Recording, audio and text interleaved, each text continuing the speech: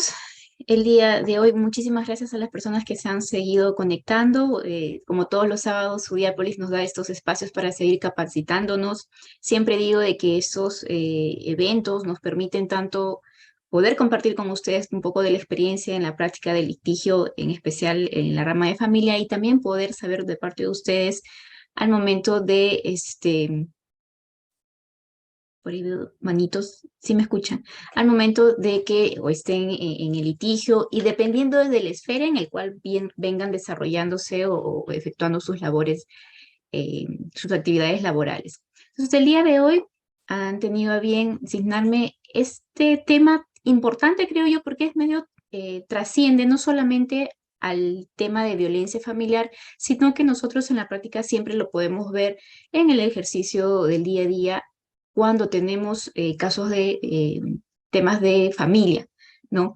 La participación de este equipo multidisciplinario al momento que yo realizaba y les preparaba el material, pues en efecto cobra mucha importancia porque no solamente podemos ver este, esta participación o este trabajo de estos profesionales en las diferentes áreas en una sola etapa del proceso. No nos va a servir, nosotros vamos a ir desarrollando y para aquellos que ejercemos defensa técnicas en algún momento de parte agraviado, de parte de presunto agresor, pues nos vamos a tener que detener a ver de qué nos podemos agarrar, de qué nos podemos fundamentar para que nuestras defensas en algún momento pues sean efectivas, sean eficaces y de repente, llegada su oportunidad, pues podamos lograr tal vez una absolución por parte del órgano jurisdiccional si es que estuviésemos patrocinando. ¿Por qué? Porque si bien es cierto, hay ciertos lineamientos, hay ciertos protocolos que marcan las pautas de esta actividad de estos profesionales, pues estimados colegas, estimados amigos, no siempre no se tiene la debida diligencia para poder llevar a cabo estos informes, esta actividad muy importante. Ustedes van a ver que la participación del equipo multidisciplinario nuevamente nos enfoca en dos escenarios. Siempre que hablamos del tema de violencia, vamos a hablar de dos ámbitos. El ámbito, por un lado, de la protección, que interviene el equipo multidisciplinario, y el ámbito punitivo, el ámbito de sanción, que vamos a ver cómo que nosotros podemos jalar estas pericias, jalar estos informes para que finalmente nos pueda ayudar a nuestro objetivo, que sea pues encontrar la responsabilidad penal o en todo caso que sean estos absueltos, ¿no? Las personas que finalmente pues llegan de repente a una asesoría y nos toca hacer su defensa técnica. Entonces el día de hoy vamos a hablar sobre este rol del equipo multidisciplinario y lo que nosotros conocemos como los informes sociales, el informe psicológico y la asistencia legal, haciendo un paréntesis porque muchas veces podemos confundir en temas de organización, ¿no? ¿Cuál es el órgano jurisdiccional o a qué órgano jurisdiccional, mejor dicho, pertenece este equipo multidisciplinario? Pueden ustedes tal vez escuchar por ahí, ok, yo he trabajado, por ejemplo, en procesos tutelares con un equipo multidisciplinario, pero no necesariamente es del Poder Judicial, sino, por ejemplo, de las unidades de protección especial, que depende del ministerio. Por ahí también he tenido procesos o unas denuncias, tienen ustedes, y aparece el SEM con un equipo conformado con 4, con 3 especialistas, dependiendo si es que están conformados así, dependiendo del SEM. En teoría debería estar completo, ¿no? De profesionales que acompañan dentro de este proceso. Entonces, hay que diferenciar bien cuándo o frente a qué equipo multidisciplinario nos podemos encontrar.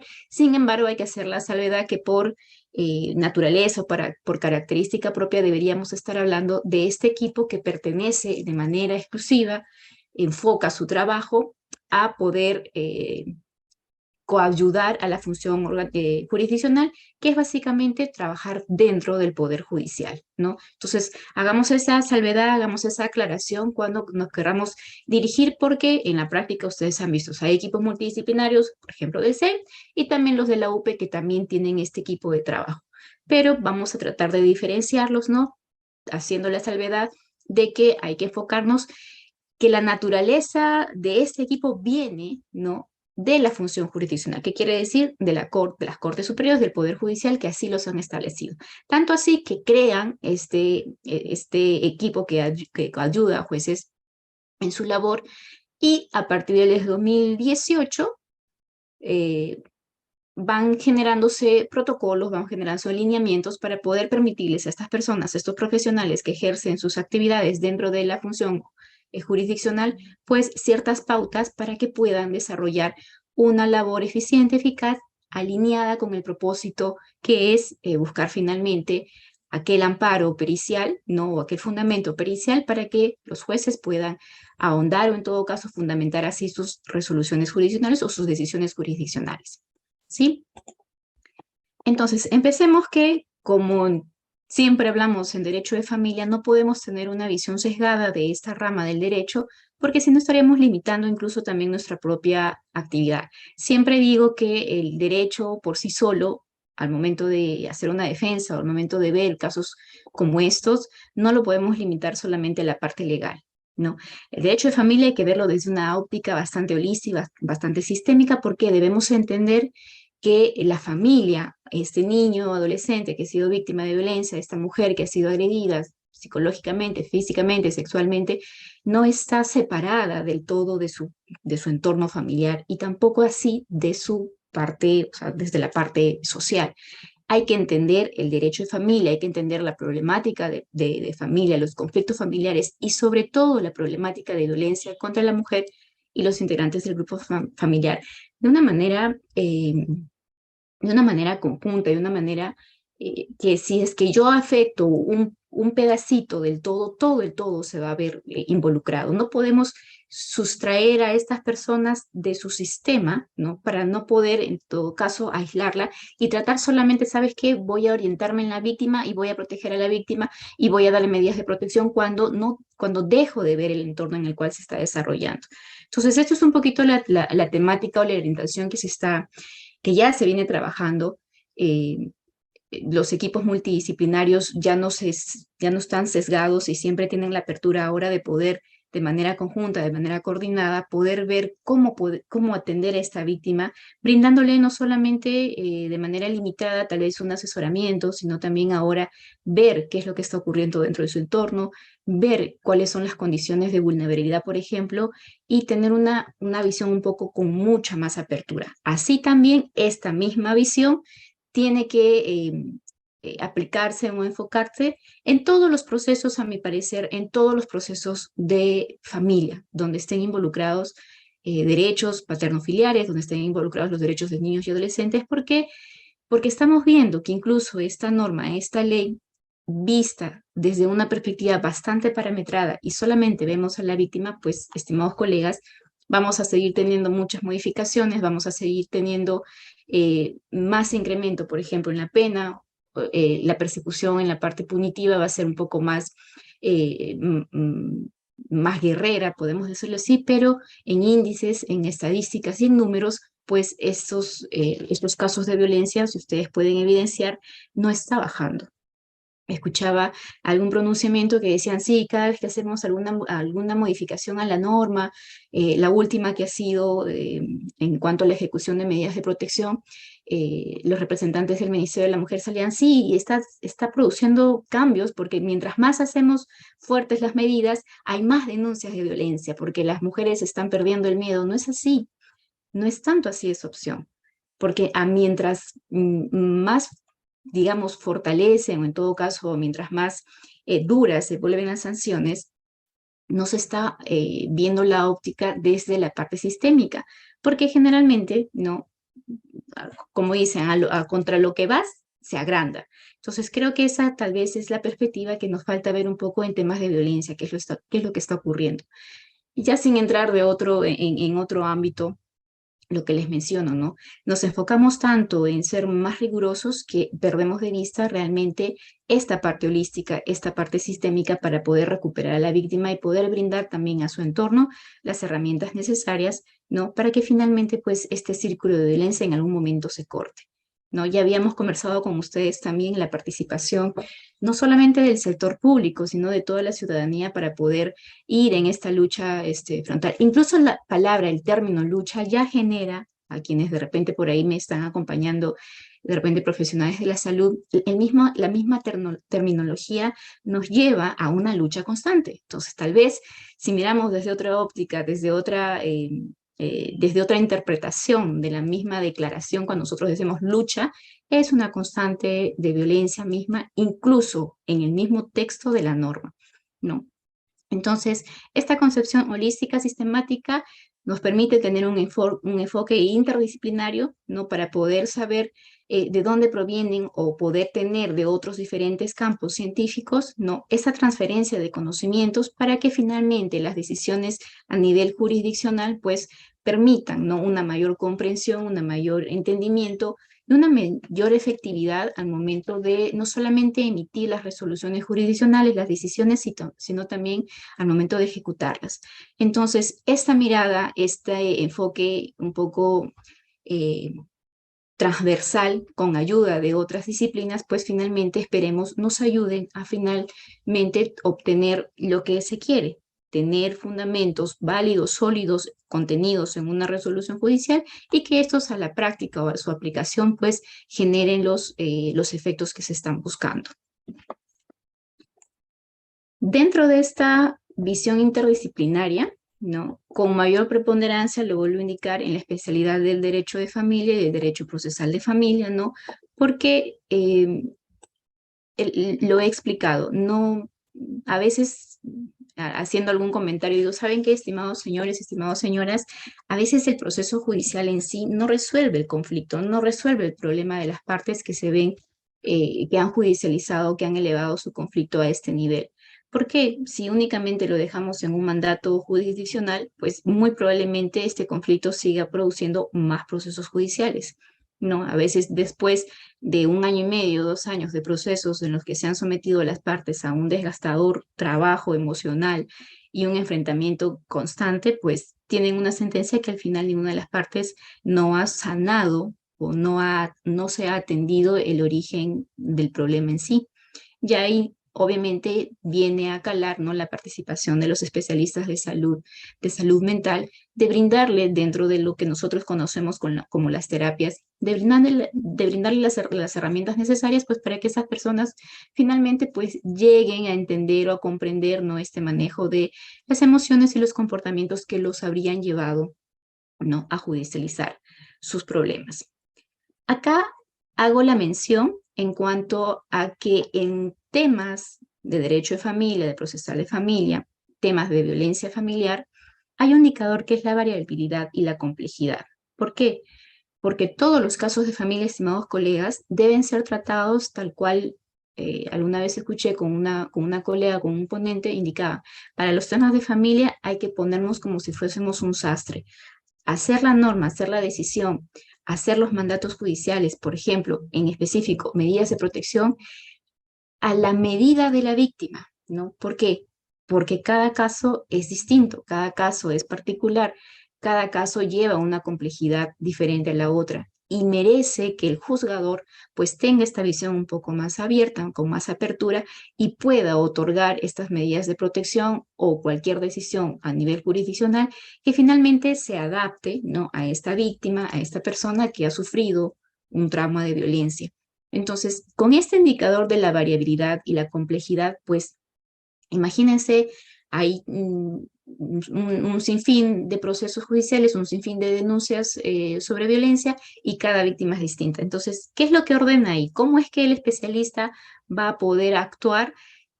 Y nos hace la pregunta, ¿y tengo que moderar mi conducta, tengo que moderar la forma en cómo yo abordo esta víctima, dependiendo si es que es una víctima de tal edad, dependiendo si es una víctima que vive en tal lugar? Entonces, ¿por qué este indicador? Porque para cortar este gran espectro de variabilidad y de complejidad, pues se nos marcan ciertos lineamientos y ciertos protocolos, ¿no? Que finalmente pues constituyen instrumentos que nos van a permitir mejorar la atención de las personas y poder estandarizar los criterios de evaluación, ya que finalmente no con estos instrumentos se va a dar mayor importancia a la intervención efectiva basada en pruebas científicas. ¿Qué quiere decir? Que estas personas que finalmente, acá de manera general, ahorita entramos a la labor del equipo multidisciplinario. Si ustedes ven, estimados colegas, creo que a lo largo del desarrollo de las clases hemos visto la existencia de protocolos y de lineamientos para todo. Incluso ahora marcan las pautas para que esos equipos multidisciplinarios pues puedan llevar a cabo estos abordajes a la víctima teniendo pautas, teniendo criterios, teniendo principios, teniendo enfoques generalizados que finalmente nos ayuden a nosotros a entender que su actuar está regido, digamos, por una directriz y que estos profesionales en el cumplimiento de sus funciones, sumados a las capacitaciones, sumado a la experiencia, no, sumado a la constante actualización de la norma y de lo que requiere en realidad al momento de aplicarlos, pues van a responder a los mínimos criterios que nosotros podríamos, por ejemplo, como abogados, cuestionar llegado un momento, por ejemplo, de que esa pericia sea fundamento para una decisión jurisdiccional. Entonces, se hace necesario para cortar esta variable de la diversidad, ¿no? Se hace necesario la existencia de estos protocolos, de estos lineamientos para que estos profesionales finalmente pues nos den a nosotros, nos garanticen que su trabajo, que su labor día a día pues sea regido por los mínimos criterios que cualquier persona podría cuestionar y podría validar, ¿no? Porque no, si no, imagínense un psicólogo que, bueno, entra a su horario de trabajo y dice, bueno, a esta paciente voy a aplicarle este protocolo y a esta no, porque bueno, hoy día no me siento con el tiempo suficiente para llenar toda la lista, llevar mi cronómetro de que y cumplir que esta evaluación psicológica tiene que demorar 3, 4 horas y no voy a cumplir los 60 minutos por cada etapa, así es que rápido nada más voy a hacer esta evaluación. Imagínense el riesgo, imagínense la vulnerabilidad a la cual todo un sistema nos podríamos estar sujetos si este profesional pues inobserva estos lineamientos. Ojo, en algún momento vamos a ver qué tanto puede chocar el cumplimiento de estos protocolos con la propia autonomía del profesional de la salud, con la propia autonomía de la trabajadora social, del psicólogo o del médico. Hay que aclarar, estimados colegas, que en estos procesos, y hago la acotación porque a veces se confunde mucho, cuando estamos dentro del ámbito de un proceso judicial, especialmente de violencia, no podemos estar hablando de una perspectiva desde el profesional clínico, sino desde la perspectiva de este profesional con una visión un poco más de forense, ¿no? ¿Por qué? Porque hay que mantener la objetividad. Estos profesionales que finalmente tienen a bien atender un caso de violencia o son designados para hacer la evaluación psicológica, son designados para hacer la visita social, deben mantener su objetividad porque a mérito de esto, ellos pueden, con los instrumentos, con todos los mecanismos, con la expertise, pueden finalmente brindar un informe rico, lleno y finalmente objetivo que nos ayude en cualquier instancia de este círculo, digamos, del proceso judicial, pues sea válido para que el órgano jurisdiccional, juez y fiscal tengan lo suficiente medio probatorio a efectos de absolver o condenar a una persona. Entonces, imagínense si es que nosotros dejamos totalmente al libre albedrío a que estos especialistas, a que estos profesionales en sus diferentes áreas, pues trabajen de manera libre, de manera espontánea, de manera autónoma, ¿no? Aunque si bien los mismos protocolos se les respeta su autonomía, porque obviamente para que tú postules o para que estés dentro de este cuadro de los equipos multidisciplinarios, has pasado por un proceso de evaluación, has pasado por un proceso de selección y en teoría se entiende de que estos especialistas, pues dentro del resto que es de personas que pueden postular al mismo puesto, sobresalen no solamente en la expertise, en la capacitación, en las habilidades notorias, en todo caso, hay una marcada diferencia por el cual están en esos puestos, ¿no? Aún así, siempre nosotros entendemos o queremos que este actuar pues se circunscriba dentro de estos lineamientos. ¿Por qué? Porque nosotros como abogados no vamos a conocer al psicólogo como tal, como persona, como profesional en sí. Lo estamos conociendo dentro de un órgano, que es parte de un órgano. Entonces, imagínense yo, Clay Butron, si quiero cuestionar cómo podría yo medir el trabajo si lo dejo al libre albedrío. Yo, Clary Butrón, puedo leer el protocolo y puedo saber qué es lo que este especialista, qué es lo que este profesional debió hacer o no debió hacer.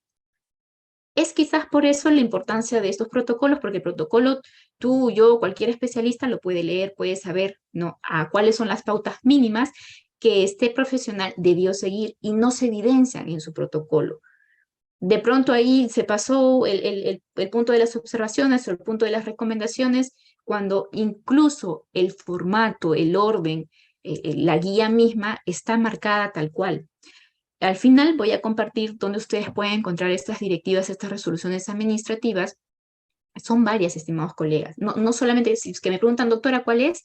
Tienen que mezclar, porque, por ejemplo, no solamente al equipo multidisciplinario se le marca la pauta para otorgamiento de medidas de protección, sino también hay otro protocolo en el cual al equipo multidisciplinario se le marcan las pautas o el enfoque de género. Y hay otro protocolo también que al equipo multidisciplinario se le marcan las pautas cuando, por ejemplo, las víctimas son niños, niñas y adolescentes. Entonces, si me dicen, doctor, ¿es uno solo? No, porque dependiendo de cada situación, estos profesionales tienen que ver. Imagínense, o sea, la teoría, la normativa es bastante vasta, ¿no? Pero obviamente tenemos de dónde poder analizar, de dónde poder agarrarnos, ¿no? Aquellos que somos un poco bien fastidiosos, molestosos, para cuestionar una pericia en sí, pues nos va a tocar leer estos protocolos y así poder al menos tener un conocimiento base que nos ayude, por ejemplo, a poder cuestionar en una ratificación, en una ilustración de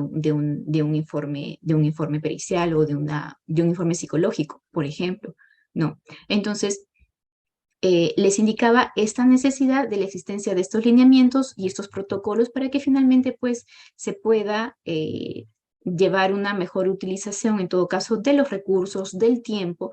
Ojo, digo recursos y tiempo porque estos profesionales tienen, miren, si uno saca una cita en procesos de tenencia, procesos de régimen de visita, a veces la audiencia llega mucho más rápido que el informe del equipo multidisciplinario, porque están sobresaturados, porque están desbordados en carga, ¿no? Porque lamentablemente, pues, o no tienen las condiciones o no tienen el número suficiente de profesionales que puedan atender la gran demanda de los procesos judiciales, con mucha más razón en temas de violencia. Ojo a la excepción, en temas de violencia se entiende que una vez dispuesto la evaluación psicológica, el informe social o la evaluación médica, atendiendo la naturaleza, la urgencia y la característica de una víctima de violencia, pues debería ser atendida de forma inmediata, ¿no? Va a depender mucho de cómo también se llegue a tomar en conocimiento de esta denuncia de violencia. Si es que lo hacemos a nivel fiscalía, a nivel policía, va a tener su instancia, pero si lo hacemos directamente a nivel judicial, de manera inmediata el juzgado tiene que emitir la resolución correspondiente y ordenar, no que se oficie para efectos de que esta víctima sea abordada de manera que pueda pasar su evaluación psicológica o su informe social, dependiendo de la gravedad y de lo que nos narre esta persona agraviada al momento de interponer su denuncia, ¿no? Entonces, esta necesidad de los protocolos y de los lineamientos, miren cómo trabaja, ¿no? Trabaja desde constituir o de hacer como un instrumento de calidad. ¿Por qué? Porque va a reunir condiciones sistemáticas que ayuden finalmente a tomar decisiones, reduce esta gran espectro de la variabilidad y están basados en estudios y evidencias. ¿Qué quiere decir? Que estos protocolos, estimados colegas, si ustedes van a ver al final, sale un renglón, dice, este protocolo ha sido en base a la experiencia y a la prueba que han venido realizando pues, los especialistas de los psicólogos de tal corte. Entonces van reuniendo esta información porque sin números no podemos ir avanzando. Como dicen, ¿no? Los números no mienten. En todo caso, estos protocolos resultan ser instrumentos para garantizar la debida calidad, para poder mejorar en todo caso los recursos, la atención debida, ¿no? Pero tienen que estar basados en la experiencia propia. ¿De quiénes? De los propios equipos multidisciplinarios, tal vez que han venido realizando su labor y pues en el camino han encontrado inconvenientes, han encontrado, eh, no sé, oportunidades de mejorar tal o cual procedimiento y esto así lo declara en el debate y finalmente pues Consejo Ejecutivo del Poder Judicial escucha, ve la necesidad porque obviamente estos profesionales también van a ser sujetos tal vez, ¿no? De las quejas, del malestar, ¿no? De lo que ocurre finalmente dentro de los órganos jurisdiccionales, pues y si bien que mal van a escuchar o simplemente, señor, señora, ¿por qué es posible que un informe demore tanto o qué es lo que ha pasado para que la evaluación psicológica sea cada 2, 3, 4 meses cuando se necesita de manera inmediata. ¿No? Ellos tendrán que defender también su trabajo y es por eso que finalmente van a dar a conocer, manejemos, ¿saben qué? Esto es lo que pasa en la práctica, estos son los números, las estadísticas, hay que regular esto, ¿no? Para que finalmente, ojo, ¿por qué? Porque también así, como dicen, prueba y error, vamos a ver si es que estos lineamientos al final van a tener o no resultado y si no los tienen, pues tendrán que reajustarse, ¿no? Este protocolo también resulta como un instrumento orientador. Acá lo que le decía, miren, no restringe, perdón, la libertad del profesional, no reemplaza la experiencia clínica, educativa o social y simplemente dice orienta al profesional a la efectividad de sus intervenciones en una determinada situación. ¿Qué quiere decir? ¿Sabes qué, psicólogo? ¿Sabes qué, asistente social? Nosotros hemos verificado que si se cumple en el plazo, el paso A, B y C, el resultado debe ser D, sí o sí. No queremos limitarte, pero en la práctica ya conocemos, así es que aplica.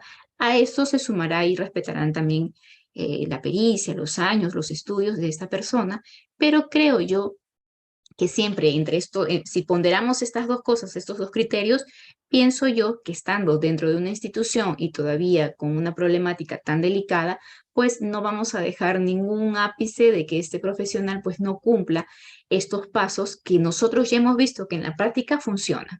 Y como también estamos sobresaturados, señor, vamos a restringir un poquito y ya no te extiendas tanto y sabes que cumple el paso A, B y C porque necesitamos llegar a D. Entonces, como ya lo hemos practicado, como ya lo hemos evidenciado en la práctica, aquel profesional que se incorpore en todo caso dentro de estas labores, pues tendrá que adecuar su comportamiento, adecuar su función, adecuar su expertise a este lineamiento, ¿no? De repente pueden coincidir conmigo o no. Yo preferiría, en todo caso, que sigamos estos lineamientos y finalmente el tema de la experiencia, el tema de la formación científica, de la preparación, lo dejemos al momento de cuestionar o no a este profesional.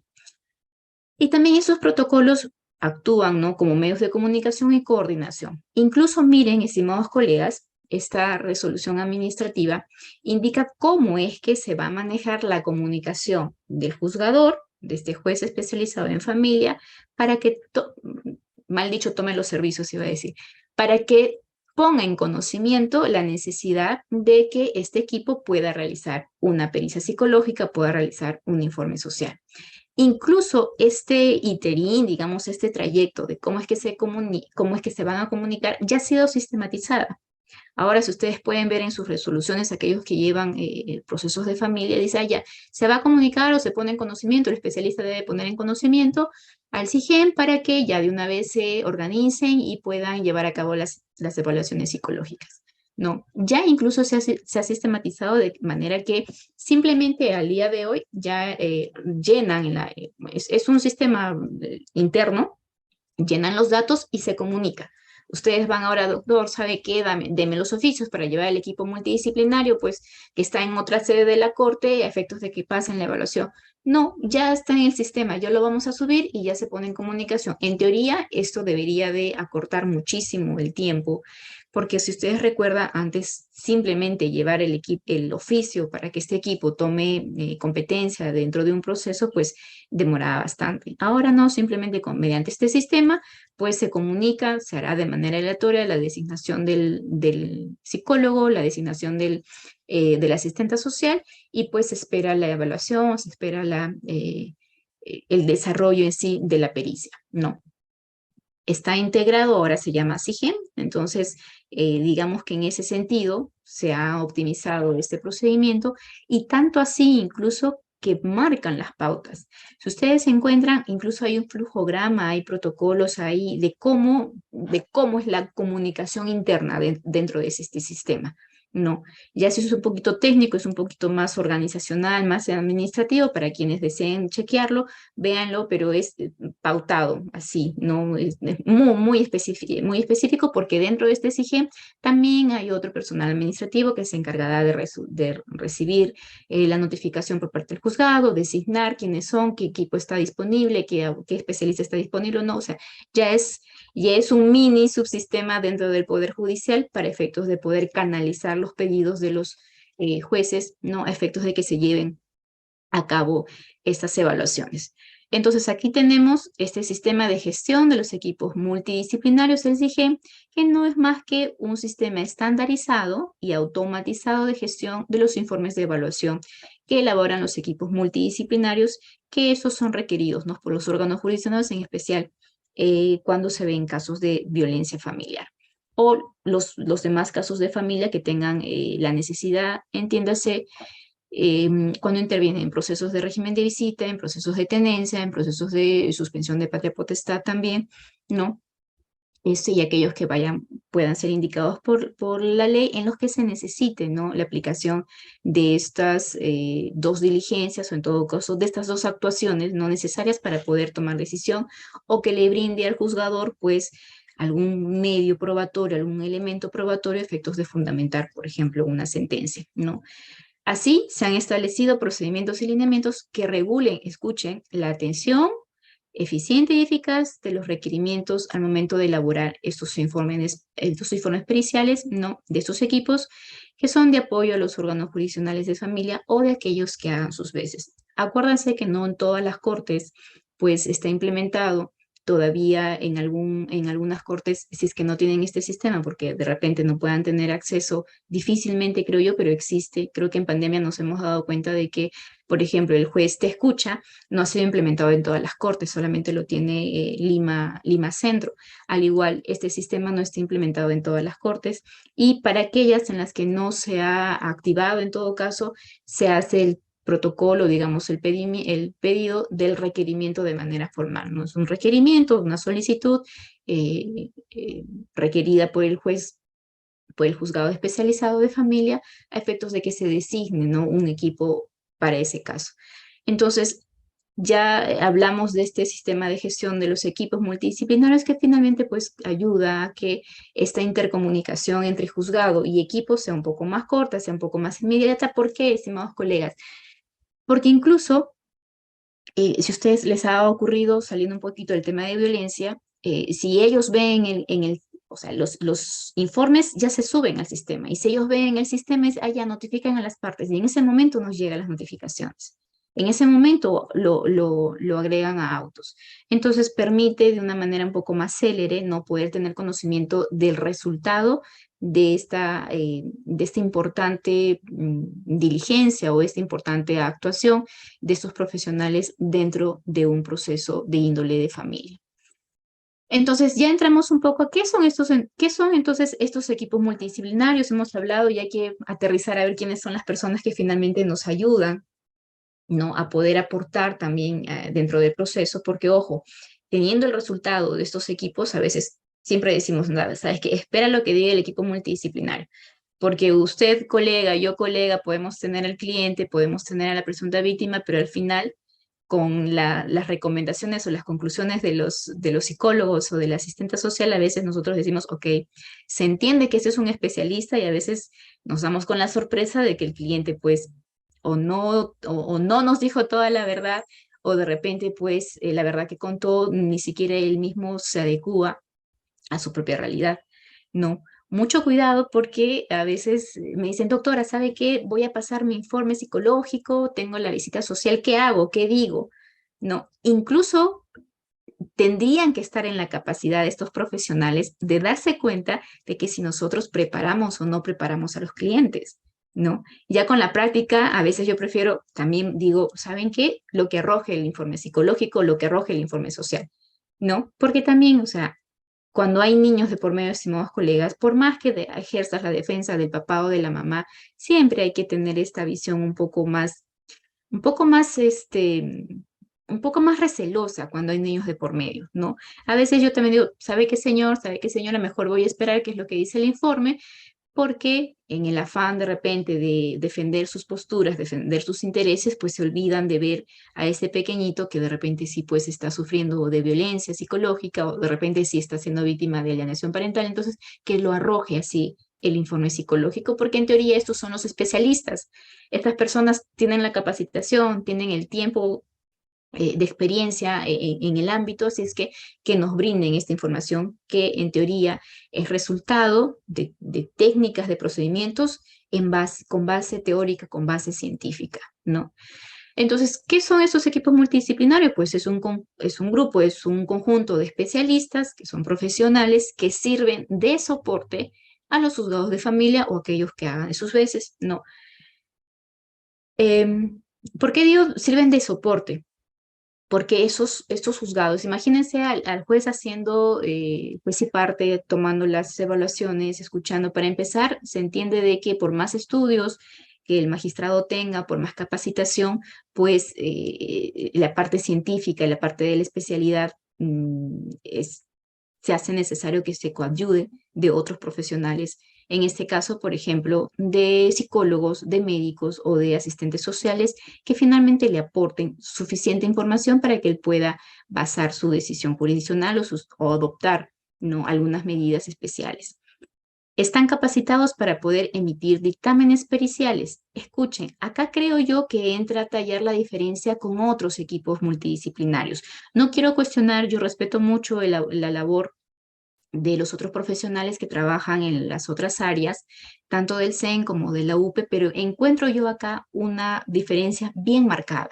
Y de repente es lo que a veces a mí me cuesta y tal vez me llevo algunas rencillas cuando tengo que cuestionar, ¿no?, el trabajo de un informe, por ejemplo, del CEN, porque hay una marcada diferencia. Este equipo multidisciplinario que está en la corte y que trabaja para la corte y que trabaja para el juzgado, no tiene este contacto directo o en todo caso va a atender a esta víctima, va a atender a esta familia por una orden del juzgado y que le diga, ¿sabes qué? Necesito este informe. Ve, escucha, hazme la evaluación.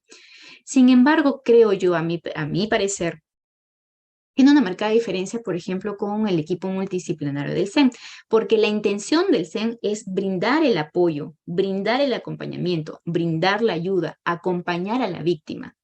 No es, ¿sabes qué? Voy a verte de manera objetiva y yo voy a aplicar mi ficha muy técnica, mis herramientas, mis técnicas de observación, la pregunta. No, la función o la naturaleza de los equipos multidisciplinarios, por ejemplo, que están conformados dentro de los CEN, a mi parecer es muy distinto, ¿no? Porque no tienen aparte, si bien es cierto, hagamos la salvedad, la 30364 establece que los informes que emiten en los establecimientos de salud, que emiten los informes multidisciplinarios del equipo del CEN, tienen valor probatorio, creo yo que acá hay una gran diferencia. ¿Por qué? Porque los equipos multidisciplinarios que pertenecen a la Corte no tienen una visión un poco más de brindarnos de la parte forense, ¿no? Tienen esta distinción. A diferencia que del CEM, por ejemplo, ¿no?, que es un acompañamiento desde que la víctima pisa la comisaría o desde que toman conocimiento y tienen este acompañamiento pues casi cercano. Tan casi cercano, estimados colegas, que el psicólogo, que el asistente social, pues va a hacer un acompañamiento día y noche, lo que sea necesario, ¿no? En cambio, la labor de los equipos multidisciplinarios de la Corte es un poco más formal, es un poco más orientada a lograr una recomendación o una conclusión que viene de una orden del Poder Judicial, del órgano jurisdiccional, del juez de familia en específico. No, y trabajan por orden. O sea, no es que el equipo multidisciplinario de un momento a otro, ya voy a hacer una evaluación. No, ellos necesitan activarse, en todo caso, por un oficio, por una orden del juzgado especializado. A diferencia, por ejemplo, de los del CEN, el psicólogo, en cuanto tiene abordaje a la víctima, ya puede estar realizando su informe psicológico, ya puede hacer un informe social. Van con la asistente social y de una vez hacen este informe multidisciplinario.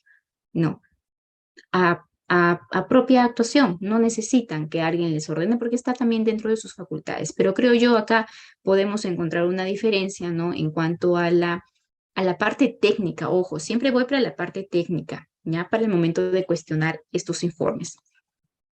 Ojo, están en la capacidad de poder emitir dictámenes periciales porque llegado un momento estas personas, estos profesionales pueden ser llamados por los órganos jurisdiccionales a que puedan ilustrarnos este dictamen, a que puedan ratificarse en el contenido de estas conclusiones, de estas recomendaciones, ¿no?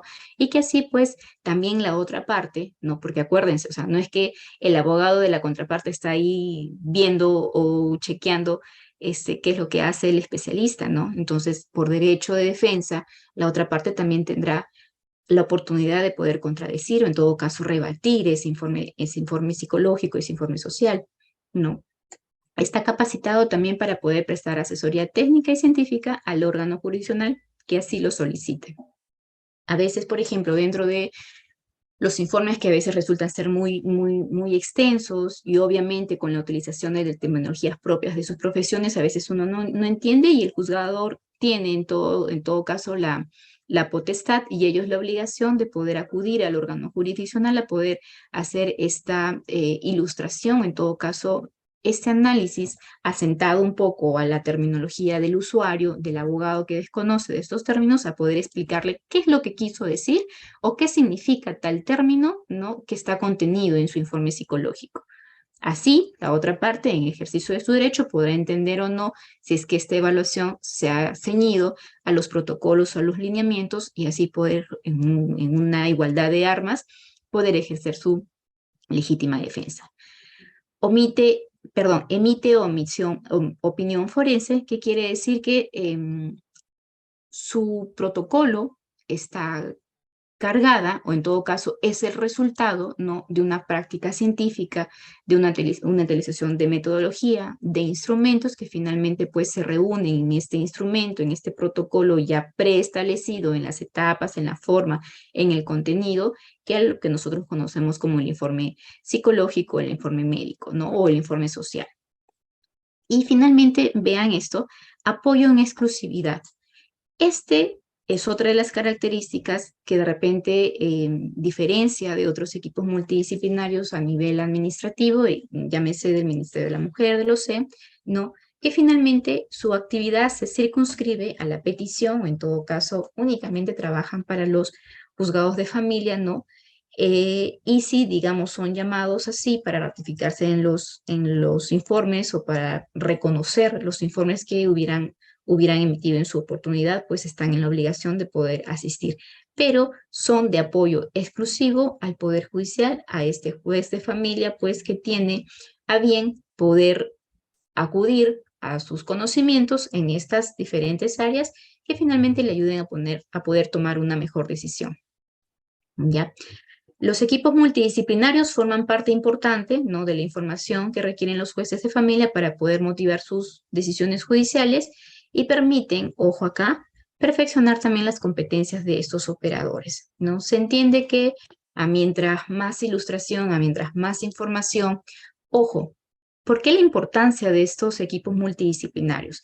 En la gran mayoría de los procesos de familia, cuando hay temas, por ejemplo, de incumplimiento de régimen de visitas, de incumplimiento de las sentencias, cuando hay necesidad de evidenciar algún tema de alienación parental, es muy difícil, a menos que sean hechos graves y que de repente el Ministerio de la Mujer intervenga, el único escenario y la única forma que nosotros podamos evidenciar o exponer esto es que uno de los miembros del equipo multidisciplinario intervenga en esta situación. Lamentablemente, hay muchos papás, muchas mamás me dicen, doctora, ¿sabe qué está ocurriendo esto? No constituye violencia, porque ya uno con la práctica le señora, esto es conflicto, esto no es violencia. Ya, pero mire, hay esta conducta reiterativa, el niño, hay una destrucción de vínculo, el niño de pronto ya ha cambiado su actitud, ¿qué hago? Ya no veo a mi hijo. ¿Cómo hago que la otra persona acomode su conducta? Mire cómo se está comportando. A veces necesariamente necesitamos elevar o exponer esta situación para que intervenga el equipo multidisciplinario y nos dé luces de lo que está pasando en esta intimidad. No hay otra forma, porque si no está dentro del ámbito de violencia, que obviamente puede ingresar el SEN a esta intimidad, a esta privacidad de esta familia, ¿quién más sino el equipo multidisciplinario? Cuando ocurre algo, ¿sabe qué, señor juez? Solicito la intervención, en todo caso que se reevalúe si es que hay, por ejemplo, un régimen de visitas, si no se está llevando a cabo y, por ejemplo, se ordenó en un momento las terapias. Señor juez, una reevaluación, ¿qué es lo que ha pasado? Nuevamente, la intervención de este equipo multidisciplinario nos ayuda a nosotros a poder intentar o en todo caso lograr modificaciones de las conductas que a veces no se adecúan en el ámbito de la violencia familiar. Entonces, ¿qué hacemos con el otro grueso de procesos de familia en los cuales no catalogan como violencia familiar? Y se hace necesario evidenciar una problemática, exponer un problema, un comportamiento.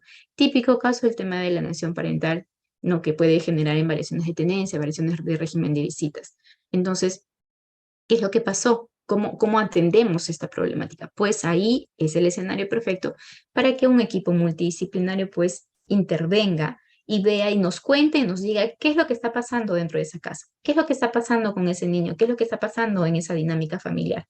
Ya, porque el juez lamentablemente puede llamar a audiencia, pero se va a quedar ahí. Entonces, el principio de inmediación le queda corto porque no tiene el tiempo para llamar, para ver, entrevistarse, solicitar. O sea, no sabes qué, necesito que alguien me diga qué es lo que pasa en esa casa. Equipo, intervenga, haz la evaluación, infórmame, ¿no? Dime qué es lo que está ocurriendo y aconséjame también y recomiéndame, porque se entiende que esos especialistas, ¿no? Finalmente, haber tenido este contacto directo, haber conocido de propia vista y in situ, digamos, qué es lo que ocurre, estarían en la capacidad también de poder dar las recomendaciones del caso, ¿no? O en todo caso, si las toma el juzgador a bien, genial, ¿no? Ojo, estas recomendaciones, estas conclusiones también son parte para nuestra defensa, también podemos coayudar. También, estimados colegas, ustedes no saben, en estos informes sociales, en estos informes psicológicos, a veces uno se entera de lo que ni estaba en la demanda ni en la contestación de demanda. Entonces son muy ricos en cuanto a poder conocer la realidad, porque finalmente, pues, las partes tienen el espacio necesario, el tiempo necesario y se les crea el escenario adecuado para que finalmente pues expongan o digan es lo que realmente está ocurriendo. Es por eso que le digo que ahí nos enteramos de muchas cosas y a veces nos sorprendemos, incluso nos sorprendemos de las conclusiones y las recomendaciones. Ya otro tema dirán, no, doctora, es que el psicólogo puso nervioso a mi niño, el psicólogo o la psicóloga no supo cómo llegar a mi pequeño y mi pequeño se puso nervioso, entonces las condiciones fue muy rápido. Va a depender mucho, colegas, ¿no? De cómo finalmente también nosotros podemos cuestionar, analizar o ver quiénes son parte de este equipo multidisciplinario, ¿no? Ya para ello, al final, estaremos viendo cómo es que puedo contradecir o en todo caso atacar en buenos términos, ¿no? Atacar el desempeño de este profesional, ¿ya? Sigamos avanzando. Acá está, los equipos multidisciplinarios y el Poder Judicial. 2008, le había dicho 2018, mil disculpas.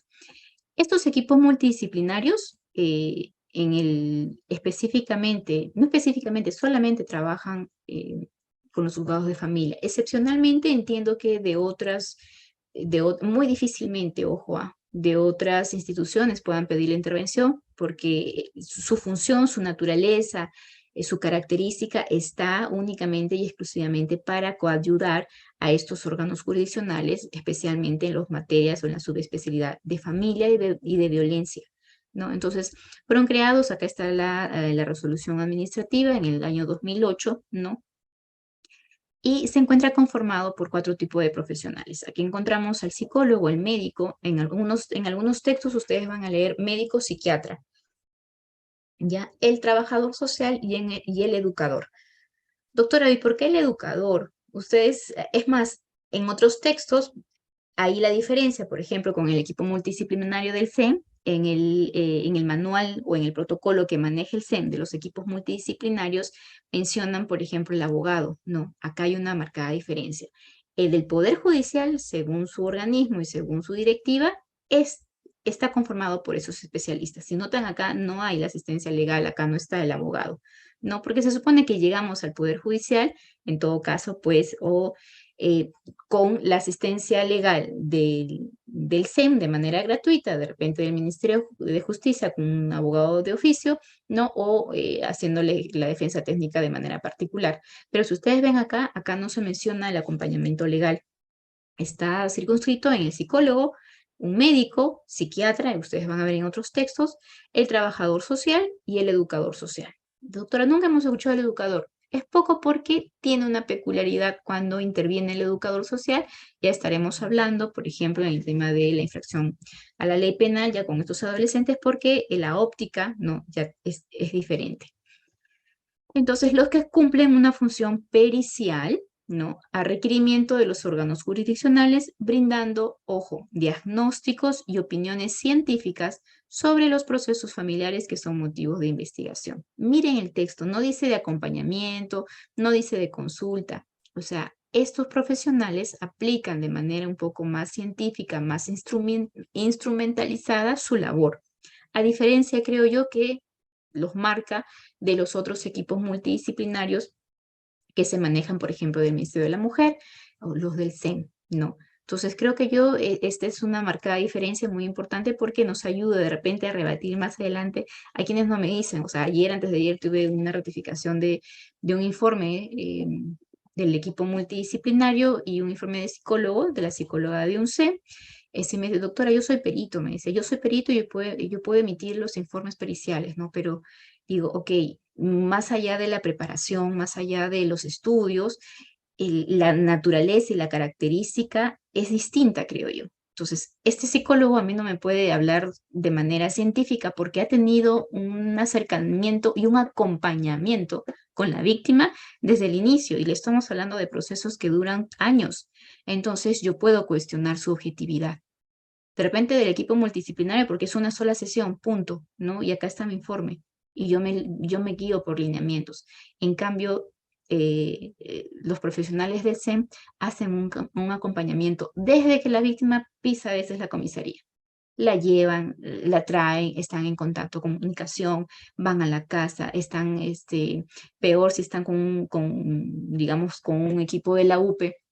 No, hay una comunicación más directa. Entonces, ¿cómo puede ser que siendo parte, porque ya es parte, porque tú acoges a esta víctima y tú le brindas asesoramiento legal, tú le brindas atención psicológica, tú le brindas tu atención, tu apoyo social? Entonces, ¿cómo yo puedo no atacar su objetividad, atacar su credibilidad? No, si ella es parte de, o sea, si esta víctima es tu representada, desde que llegan al CEN, es tu representada. Entonces, no me puede a mí indicar de que en ese informe pericial, en ese informe psicológico que emite, hay la mayor objetividad. No. Ese es mi punto de vista. Yo lo veo así y creo que la doctrina y la norma también podría apoyarme en esta postura. No. Aquí los profesionales del equipo multidisciplinario tienen como atribuciones emitir los informes periciales solicitados por el juez de familia. ¿Ya? Entonces, acá tienen, digamos, de dónde nace estos equipos multidisciplinarios y nace ¿por qué? Porque los juzgadores finalmente se dan cuenta de que en temas de derecho de familia pues es muy complejo, ¿no? Como para que ellos solitos de manera omnipotente puedan atender todos los escenarios, ¿no? Entonces se hace necesario, si quiero hacer un régimen de visitas, ¿qué es lo que está pasando? ¿Por qué este niño no quiere ir a la casa? ¿Qué es lo que pasa adentro? Una tendencia, ¿qué es lo que ha pasado con esta mamá, con este papá? Entonces necesito de otros mismos tentáculos, necesito ayudarme de estos conocimientos más técnicos, más especializados, que me ayuden a mí finalmente pues a tomar una decisión más informada, más idónea y más amplia, ¿no? Para poder conocer esta situación. Aquí, ya los equipos multidisciplinarios, vean ustedes ya en el ámbito de violencia. En el ámbito de violencia, el equipo multidisciplinario de familia está compuesto por un médico psiquiatra, ¿no? Asistentes sociales, psicólogos y educadores que realizan terapias y evaluaciones a las víctimas o victimarios, ¿no?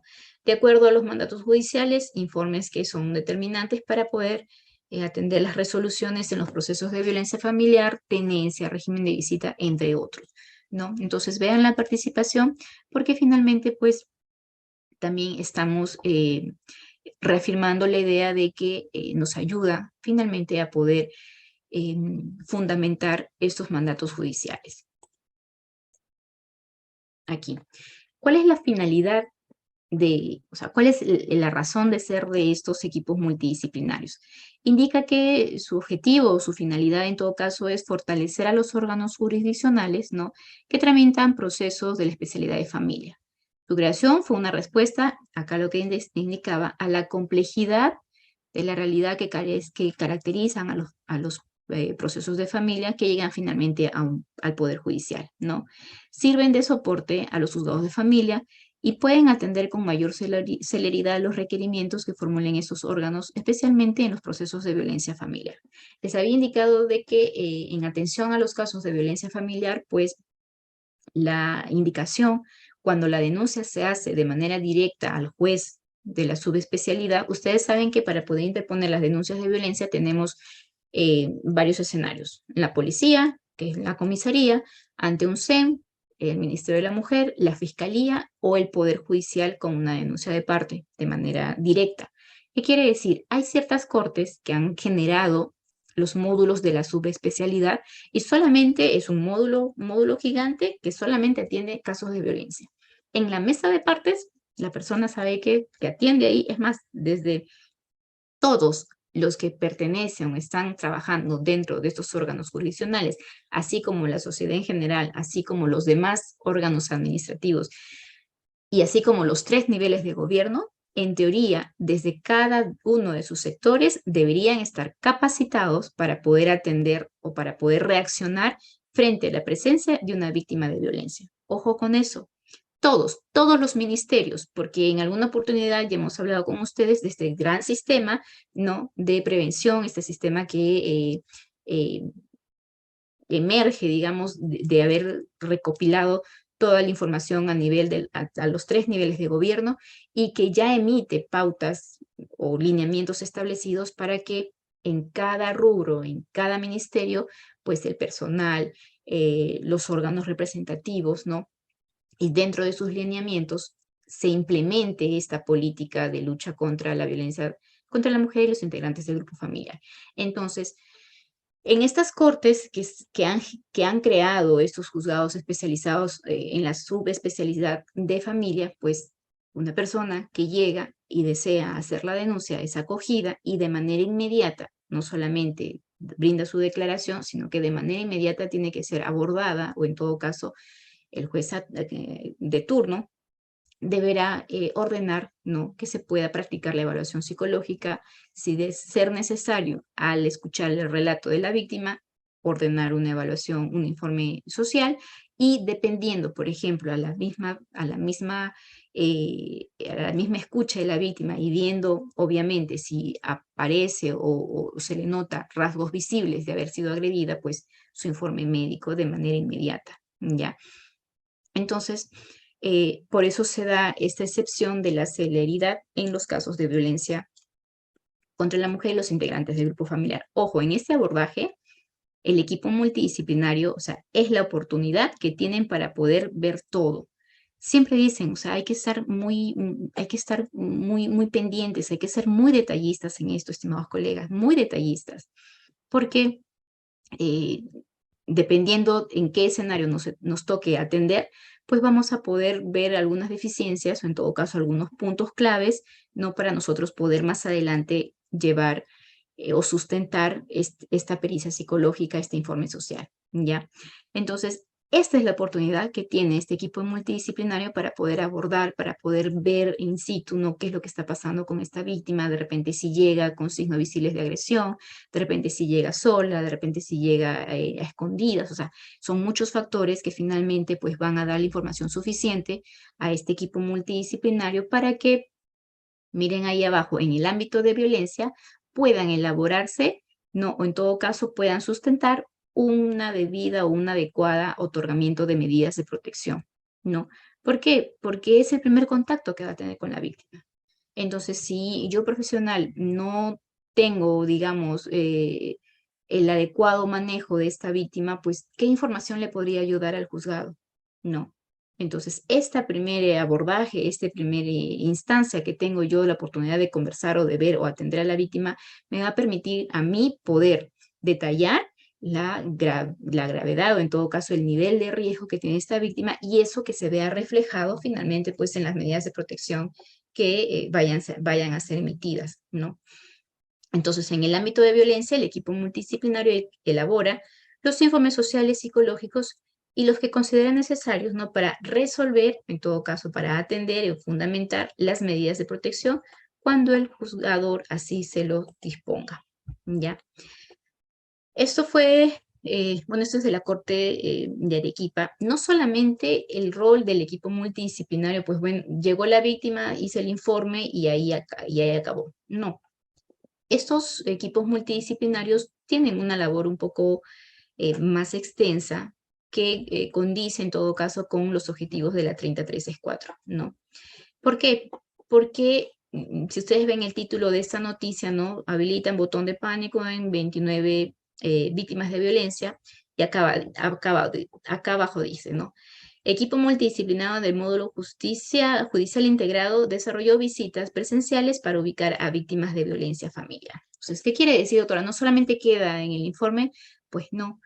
En la 30364 se ha establecido que para el momento de la ejecución, que es de las medidas de protección, no vamos a recurrir incluso a este equipo multidisciplinario a que nos diga qué es lo que ha ocurrido con este informe, con esta víctima que la tuvimos en el momento A. ¿Por qué, estimados colegas? Porque otorgadas las medidas de protección, todos sabemos que nos da el tiempo a la parte que es presunto agresor, nos da el tiempo para poder apelar, ¿no? En todo caso, y cuestionar o solicitar la modificatoria, la ampliatoria, o en todo caso la revocación de estas medidas de protección. Acá nuevamente vuelve a tener protagonismo, en todo caso, el equipo multidisciplinario. ¿Por qué? Si yo soy parte denunciada y, digamos, no estoy de acuerdo con estas medidas de protección, y sabes que tocó la puerta al juzgado, ya pasó vista de causa, de repente confirmaron, pasa el tiempo, ya cumplí con mis terapias psicológicas, y le digo, doctor o señor juez, levante esas medidas de protección o revóquelas. Ah, ok, un momento. Equipo multidisciplinario, o en todo caso víctima, o en todo caso, a ver, informen qué es lo que ha pasado con esta evaluación, con estas recomendaciones que dio, o en todo caso, vuelvan a hacer una reevaluación, a ver cuál es el estado actual, ¿no? Y a ver si es que finalmente, pues, el grado de riesgo de esta víctima ha desaparecido, y así el juzgador finalmente pueda evaluar si es que atiende mi pedido, revocando en todo caso, eh, si fueron muy graves, ahora bajan las medidas de protección o simplemente pues las mantienen tal cual, ¿no? Entonces, mire, la participación de los equipos multidisciplinarios no es tan limitada que incluso posterior al otorgamiento de las medidas de protección, pues finalmente se le requiere a veces también poder identificar o en todo caso hacer este trabajo más in situ, ¿no? Para poder ubicar y ver cuál es la situación de esta víctima. Ojo, la ley, la 30364, no solamente es lucha contra la violencia, es para poder prevenir, erradicar y también recuperar a la víctima. No, no nos quedemos simplemente en denunciar y sancionar. Es la intención poder brindarle, poder recuperar a esta víctima y poder brindarle nuevamente un escenario, un espacio de vida que responda a la integridad de toda persona de poder vivir en un ambiente sano. Entonces, también es la recuperación. Para eso también está la intervención, ¿no? De estos equipos multidisciplinarios, que van a trabajar de manera coordinada, interdisciplinariamente y de manera permanente. Pues se requiere, dice acá, un intercambio de información, definición y valoración en las estrategias de intervención. Dice, los profesionales deben abordar el caso de manera conjunta, respetando siempre la opinión de cada profesional, dependiendo de sus especialidades, ¿no? Tanto sea de salud mental, la situación de riesgo, el avance del proceso y la defensa de los derechos de esta víctima. Es un equipo que finalmente, este concepto aplica mucho a aquellos equipos, por ejemplo, del CEN, porque de manera conjunta abordan a esta víctima y tienen que establecer, ok, saben que esta víctima hemos detectado este nivel de riesgo, tiene otros asuntos que atender, como no solamente la violencia, sino alimentos y tenencia y régimen de visitas, y hay que abordarla de manera global, porque uno de los principios también que nos rigen es que podamos brindar a estas víctimas y atender tener una solución de manera integral, ¿ya? A ver, aquí. Déjeme si chequeo el chat un segundito para ver para seguir continuando, si no avanzamos,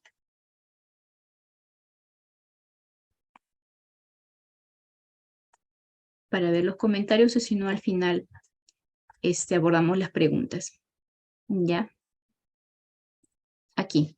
El rol de los equipos multidisciplinarios. Dice, el equipo multidisciplinario, por disposición del juzgado de familia, en apoyo de la labor jurisdiccional, elabora los informes sociales, psicológicos y los que se consideren necesarios para poder resolver las medidas de protección o cautelares. Sin embargo, si la víctima fue previamente evaluada física y psicológicamente, el juzgado evitará disponer nuevas evaluaciones. ¿Qué es lo que pasa? Este considerando es básicamente cuando se ha realizado la denuncia de parte de manera directa, perdón, en la comisaría, y es el oficial a cargo de la investigación, en todo caso de la denuncia, manda ya la información. Si esta víctima ya viene con una evaluación previa, sea del CEN o en todo caso de medicina legal, ¿no? De la pericia psicológica, pues el juzgado va a evitar nuevamente hacer pasar una nueva evaluación. ¿Por qué? Por el principio de la no revictimización, y aparte que excepcionalmente, yo lo dudo, no, de repente sea necesario en audiencia, convocar a la audiencia, pero básicamente va a evitar que nuevamente esta víctima pueda pasar a recordar o a relatar los hechos denunciados en una oportunidad, ¿no? Si es que esta víctima denuncia de manera directa en el juzgado de familia, pues sería la primera oportunidad que sería abordada por el especialista y pueda pasar su evaluación psicológica, ¿ya? Aquí. Que también va a permitir la actividad o en todo caso el trabajo de este equipo multidisciplinario, pues nos va a ayudar muchísimo en la identificación de los factores de riesgo y de protección de la víctima, ¿no? Acá una atención bastante, o en todo caso hay que tomar en cuenta lo siguiente: cuando estos actos de violencia se realizan contra los niños y niñas en el marco del grupo familiar, en el entendido de los integrantes del grupo familiar, se deben analizar el entorno familiar en su totalidad, para lo cual, ojo, acá nuevamente interviene el equipo multidisciplinario, puede realizar la evaluación de la situación. Si se advierte que en el caso constituye desprotección familiar, debe derivarlo de manera inmediata a la Unidad de Protección Especial, al Ministerio de la Mujer, para que puedan abordar y ver si es que finalmente esos menores pues están en un estado de desprotección, ¿no? O iniciarse, por ejemplo, los procesos tutelares para poder brindarle la acogida, en todo caso, de repente establecer un hogar de acogida temporal o establecer cuál va a ser la situación de este menor, ¿no? Esta es otra participación de los equipos multidisciplinarios, porque de la evaluación puede evidenciarse ello y de manera oficiosa, ¿no? Con este principio de oficiosidad, pueden comunicar al ente encargado para que puedan atender así la situación en casos se traten de niños, niñas o adolescentes en riesgo de desprotección. Ya, entremos ahora a la actuación de los equipos multidisciplinarios en los casos de violencia, ¿no? En esos casos, cuando se reciba la denuncia de manera directa en el juzgado, lo que les había mencionado, ¿no? Eh, este equipo estará encargado también dentro de sus funciones de, por ejemplo, aplicar la ficha de valoración de riesgo, ¿no? Para efectos de que así coayudar en todo caso a la identificación en su grado de vulnerabilidad, en su grado de riesgo, y que nos ayude a la emisión de las medidas de protección, ¿ya? Eh, en los casos en los que sean víctimas niños, niñas, no, mujeres gestantes, personas adultas mayores o personas con discapacidad, el juez de familia dispone que el equipo multidisciplinario realice las visitas periódicas e inopinadas para poder supervisar el cumplimiento de las medidas de protección.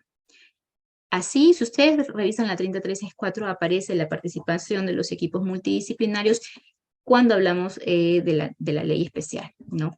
Cuando no exista, ojo, como le había comentado, que no en todas las cortes, lamentablemente, pues implementar de la gran magnitud, o en todo caso en todas las cortes, como nos gustaría que ya a nivel nacional la atención, en todo caso el tratamiento a estos casos de violencia, pues ya sea de manera integral, lamentablemente por cuestiones geográficas, económicas, decisiones políticas, incluso hay sectores en los que todavía no se puede llegar a poder, digamos, implementar todas las políticas, en especial de lucha contra la violencia, ¿ya? Entonces, ay, perdónenme. Cuando no existe el equipo multidisciplinario del Poder Judicial, el juzgado puede disponer que la supervisión sea realizada por los centros de salud. Ojo, atención con estos centros de salud mental, comunitarios, hospitales, defensorías municipales de los niños, niñas y adolescentes, que son las de MUNAS, Centros de Emergencia Mujer, Programa Integral Nacional para el Bienestar Familiar y Estrategia Rural. Acá digamos, de manera supletoria, de manera complementaria. La idea es de que se brinde este servicio, en todo caso, no dejar por la ausencia, en todo caso, de esos equipos multidisciplinarios, no dejar al órgano jurisdiccional, pues, sin la atención debida y a las víctimas tampoco, ¿ya? Aquí, ya vamos entrando entonces, ¿cuáles serían los campos de acción de estos profesionales que son parte del el equipo multidisciplinario? Y básicamente tienen 4 escenarios o 4 esferas, ¿no? Uno es la evaluación psicológica, la evaluación médica y la evaluación social y la evaluación educativa. Cada uno de los profesionales, al momento de poder atender eh, eh, a aquellas personas que son derivadas o aquellas víctimas, va a tener la oportunidad de evaluar en estos 4. Y cada evaluación, estimados colegas, tienen ciertos eh, vamos a decirle, ítems para poder ellos finalmente reunir toda esta información y que se vea expuesta, en todo caso que se vea reflejada en sus informes, ¿ya? Aquí. Entonces, empecemos con las variables al momento de hacer la evaluación médica, ¿ya?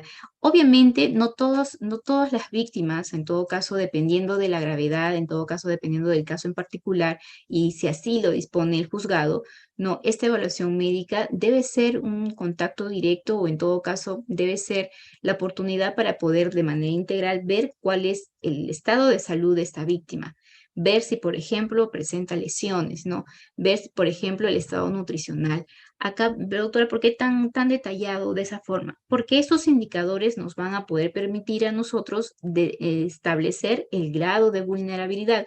Ustedes saben, dependiendo del grado de vulnerabilidad, el grado de riesgo, vamos a poder también encuadrarnos en qué tipo de medidas de protección el juzgador tiene que emitir. Entonces, vean, en esta evaluación médica, estamos hablando de estado de salud, las lesiones, estado nutricional, factores de riesgo en salud, por ejemplo, si tienen alguna condición previa, ¿no? Al momento de poder conversar con la víctima, ella puede brindar esta información y el especialista tendrá que tomar estas condiciones especiales para poder orientar a que estas medidas de protección pues sean otorgadas de manera adecuada, ¿ya? Si es que hay una presencia de enfermedades congénitas, enfermedades adquiridas, se hace un examen psicosomático, la evaluación o el examen de la edad aproximada, el trastorno, si es que hay evidencias o no de trastornos mentales, discapacidad física y o mental, y también se hace el seguimiento y la reevaluación clínica. Permítame un segundito. Aquí. En la evaluación psicológica, miren ustedes cuáles son todos los puntos a tomar en cuenta por parte de esos especialistas. Obviamente, primero va a haber todos estos puntos, estimados colegas, tienen que estar reflejados en el informe. No, ya con la práctica, ya con estos protocolos, el especialista obviamente mientras desarrolla la entrevista tiene que ir recopilando esta información a efectos de poder plasmarlas así en este instrumento que es la pericia psicológica, ¿no? Entonces deberá detallar temas como la personalidad, deberán de describir las relaciones familiares, la identificación parental, no mucho tiene que ver este tema, por ejemplo, en los procesos de familia, tenencia, régimen de visitas, ¿no? Para poder ver si es que hay hay una identificación del lado paterno o más que del lado materno, ¿no? Para poder establecer un régimen de visitas adecuado, por ejemplo, o una variación de tenencia, ¿no? Debe de especificarse también el estado emocional, la afectación emocional. Mucho, ojo, acá punto, o en todo caso un tema bastante importante, el tema de la afectación emocional. ¿Por qué? Porque si no tenemos afectación emocional en el ámbito punitivo, ¿qué es lo que pasa? No va a poder encontrarse responsabilidad. Entonces, muy importante que esos especialistas ya desde la entrevista misma y después como resultado del informe podamos evidenciar si es que hay afectación psicológica, afectación cognitiva, afectación conductual, ¿no? Entonces, ojo con eso, porque a veces ustedes van a poder ver informes psicológicos en las que simplemente por más narración que hayamos podido escuchar de la víctima, a veces no calzan o a veces no se encuentra esta afectación. Entonces, eso nos ayuda muchísimo en el ámbito punitivo para poder nosotros solicitar el archivo, porque si es que no hay, si no se ha configurado el tipo penal, pues van a ser absueltos, ¿no? Habilidades parentales, dinámica familiar, agresividad, Mucho se pide, por ejemplo, el perfil de agresividad, ¿no? En el caso de los que son denunciados, la tendencia a la mentira. Esto lo he visto muy pocas veces, pero sí ha salido y se sale en los en los informes psicológicos, sobre todo en una edad muy especial de los menores cuando están entre los 8 o 10 años y pues no les agrada mucho el tema de la corrección, ¿no? Y los padres, como tienen muy poco nivel de comunicación, pues empiezan a manipular, ¿no? Y salen características manipuladoras o tendientes a la mentira. Acá también deben evidenciar indicadores de violencia psicológica, sexual o económica, como son las relaciones paterno-filiales, las conductas psicosexuales, ¿no? Si es que hay una discapacidad mental, si es que también se evidencia adicciones dentro de su entorno o los propios también, y podemos evidenciar los factores de niveles de riesgo y o de vulnerabilidad y estereotipos de género. ¿Por qué le pongo esto? Porque estimados colegas, todos los informes psicológicos, todo el accionar del órgano jurisdiccional, así como estos profesionales, tienen principios que rigen su actuar. Uno de ellos es el principio de enfoque de género, ¿no? Y el otro es el principio del interés superior del niño. Entonces, esos dos principios siempre van a ir acompañados de la práctica normal. No se olviden de ello, para ello hay protocolos especiales para guiar esta actividad. O sea, aparte de su protocolo de cómo ellos tienen que hacer su evaluación, se les suma de que siendo la víctima mujer, tienen que aplicar enfoque de género y si la víctima es un niño o niña adolescente, tendrán que aplicar el interés superior del niño, que también para eso tienen sus protocolos especiales. Imagínense la vasta información que hay y el cuidado denotado en todo caso que deben de tener estos especialistas porque en algún momento van a tener que emitir su informe, ratificar y sostenerlo así, ¿no? Ustedes han visto que dentro de sus funciones, una de ellas es poder sustentar o en todo caso ratificarse en el contenido de esos instrumentos periciales, ¿ya? Entremos ahora en la evaluación social. ¿Qué es lo que va a hacer en todo caso el asistente social cuando aborde a esta víctima, ¿no?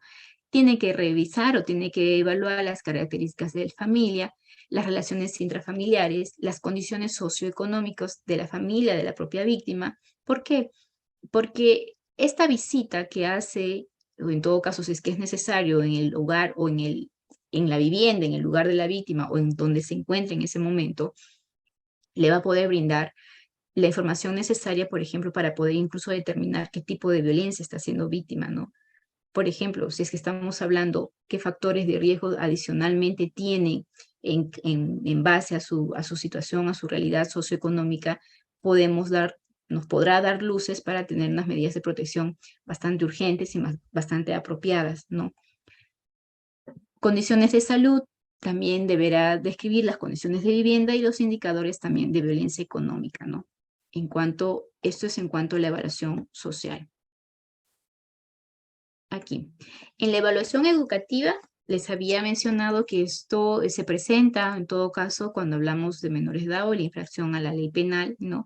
Que deberán evaluarse así, ¿no? Su evaluación educativa propiamente dicho, ver el tema de la deserción escolar, el ausentismo escolar, estimulación temprana, dependiendo de la edad de la víctima, los apresamientos, rendimiento escolar, son indicadores que finalmente pues, nos pueden dar a conocer cuál es la real situación de esta víctima, ¿no? Independientemente de la edad también.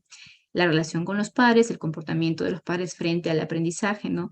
La educación hospitalaria, eso es en el caso de que, digamos, se necesite continuar y los pequeños que son víctimas, o en todo caso, en este caso especial de las infracciones a la ley penal, pues no pierdan, ¿no? La continuidad de la enseñanza y también abordar, por ejemplo, este caso de acoso escolar o bullying. Miren todos los puntos, o en todo caso, las pautas que finalmente los profesionales médico, el psicólogo, la asistente social van a tener que poder evidenciar o poder recopilar esta información para plasmarlos en sus informes. Ya, entonces es una información que finalmente pues nos da una real actualización o en todo caso un resumen o podemos a la lectura de este informe saber qué es lo que realmente está pasando con esta víctima, cuál es su entorno, cuáles son los grados de riesgo, cuál es su grado de vulnerabilidad. O sea, es un informe, en todo caso, es un trabajo bastante detallado que es el reflejo mismo de lo que pasa a esta víctima. Por eso la importancia, porque si es que, digamos, se maquilla o no refleja la realidad, muy difícilmente vayamos a poder tener medidas de protección adecuadas o en todo caso a nivel un poco más macro, ¿no? Poder atender o hacer los reajustes necesarios para poder efectivizar los objetivos de la 3364. ¿Ya? Entonces, miren ustedes qué importante y qué puntos son los que esos especialistas, estos profesionales van a tener que atender al momento de abordar una víctima. Que la verdad entiendo yo que con la práctica y con el día a día, pues a la simple entrevista, ellos van cumpliendo con eso y en realidad en la mayoría de los casos, pues, a menos que hay que ser muy minuciosos, ¿no? O conocer de repente el caso, se suscita en casos que son muy prolongados, pero en la mayoría de los casos estos profesionales tratan en la medida de lo posible, pues, de cumplir con con los protocolos, de cumplir con lo que se les rige para evitar tal vez estos cuestionamientos y esta pérdida de objetividad y que finalmente, pues, el instrumento, porque ojo, estos informes son pruebas que no se van a volver a repetir en la gran mayoría de casos. Entonces, son muy importantes, son como pepitas de oro que nos van a ayudar. Si no es en el ámbito de protección, nos van a ayudar muchísimo en el ámbito de sanción. Entonces, este informe que ha recopilado información en un determinado momento, estando la víctima en una determinada situación, ¿cómo es que yo la voy a poder utilizar en mi otro ámbito, que a veces es el más preocupante para aquellos que son denunciados, ¿no? En el ámbito de protección, bueno, ya sabemos cuál es el camino de repente para lograr una revocatoria, ¿no? Si es que realmente fue una denuncia infundada, una denuncia falsa. Pero este informe constituye finalmente una prueba, un instrumento pericial que me va a ayudar a mí a poder debatir, a argumentarlo, o en todo caso hacer lo mío para poder lograr una absolución o en todo caso, en el caso contrario, poder lograr una sentencia. Entonces vean la importancia de poder nosotros entender la magnitud de del trabajo de este equipo multidisciplinario y de los informes que son emitidos por estos. ¿Ya? Aquí entremos al informe social, que básicamente es un documento de naturaleza y valor científico legal, ¿no? Que tiene por objetivo obtener y conservar la información, es lo que les indicaba. Conservar la información relevante que permita sustentar el riesgo y la vulnerabilidad de la víctima, ¿ya? O de las personas que se encuentran afectadas y promover su protección. Sintetiza, ojo, miren, sintetiza los resultados de la aplicación de técnicas e instrumentos para poder evaluar la situación de una persona por violencia, consignando así un análisis u una opinión. Entonces, ¿qué es en conclusión? Es este documento de carácter de valor científico que anida, digamos, la real situación cuando esta víctima pues pasó el evento traumático, ¿no? Y nos va a dar a nosotros aporte finalmente, no solamente, vuelvo a repetir, en el ámbito de protección, sino también en el ámbito punitivo. Ya, el informe social debe emitirse previa realización de la visita domiciliaria o excepcionalmente en el lugar en el que se encuentre la persona afectada. ¿No? Al tomar conocimiento de un nuevo hecho de violencia o una circunstancia relevante pone en riesgo o que pueda poner en riesgo su integridad física o psíquica. ¿Ya? Los informes nunca contienen juicios de valor, ojo, respecto de la responsabilidad o no de la presunta persona agresora en relación al hecho de violencia. Ya, mucho cuidado. Y eso de repente es otra característica o en todo caso lo que he podido evidenciar en una diferencia de un informe social, por ejemplo, del SEM o de un informe del equipo multidisciplinario del Poder Judicial. Siento a mi perspectiva, a mi propia opinión, que en este ámbito, ¿no? De acompañamiento, pues a veces sí han emitido juicios de valor y hay sindicación, o sea, directamente, allá la afectación es por parte de, o sea, ya, digamos, finalmente la tipificación o si es que se encuadran los hechos denunciados al tipo penal, corresponderá o no al fiscal, a la función de este, ¿no? Pero en todo caso, la prohibición, en todo caso, la directiva es que dentro de estos informes, pues no haya una emisión, un juzgamiento, ya yo veo al señor y de antemano ya lo están condenando. Ojo, hay que respetar mucho el principio de inocencia. Entonces, la indicación está de que nunca deben de contener juicios de valor respecto de la responsabilidad del presunto denunciado agresor, ¿no?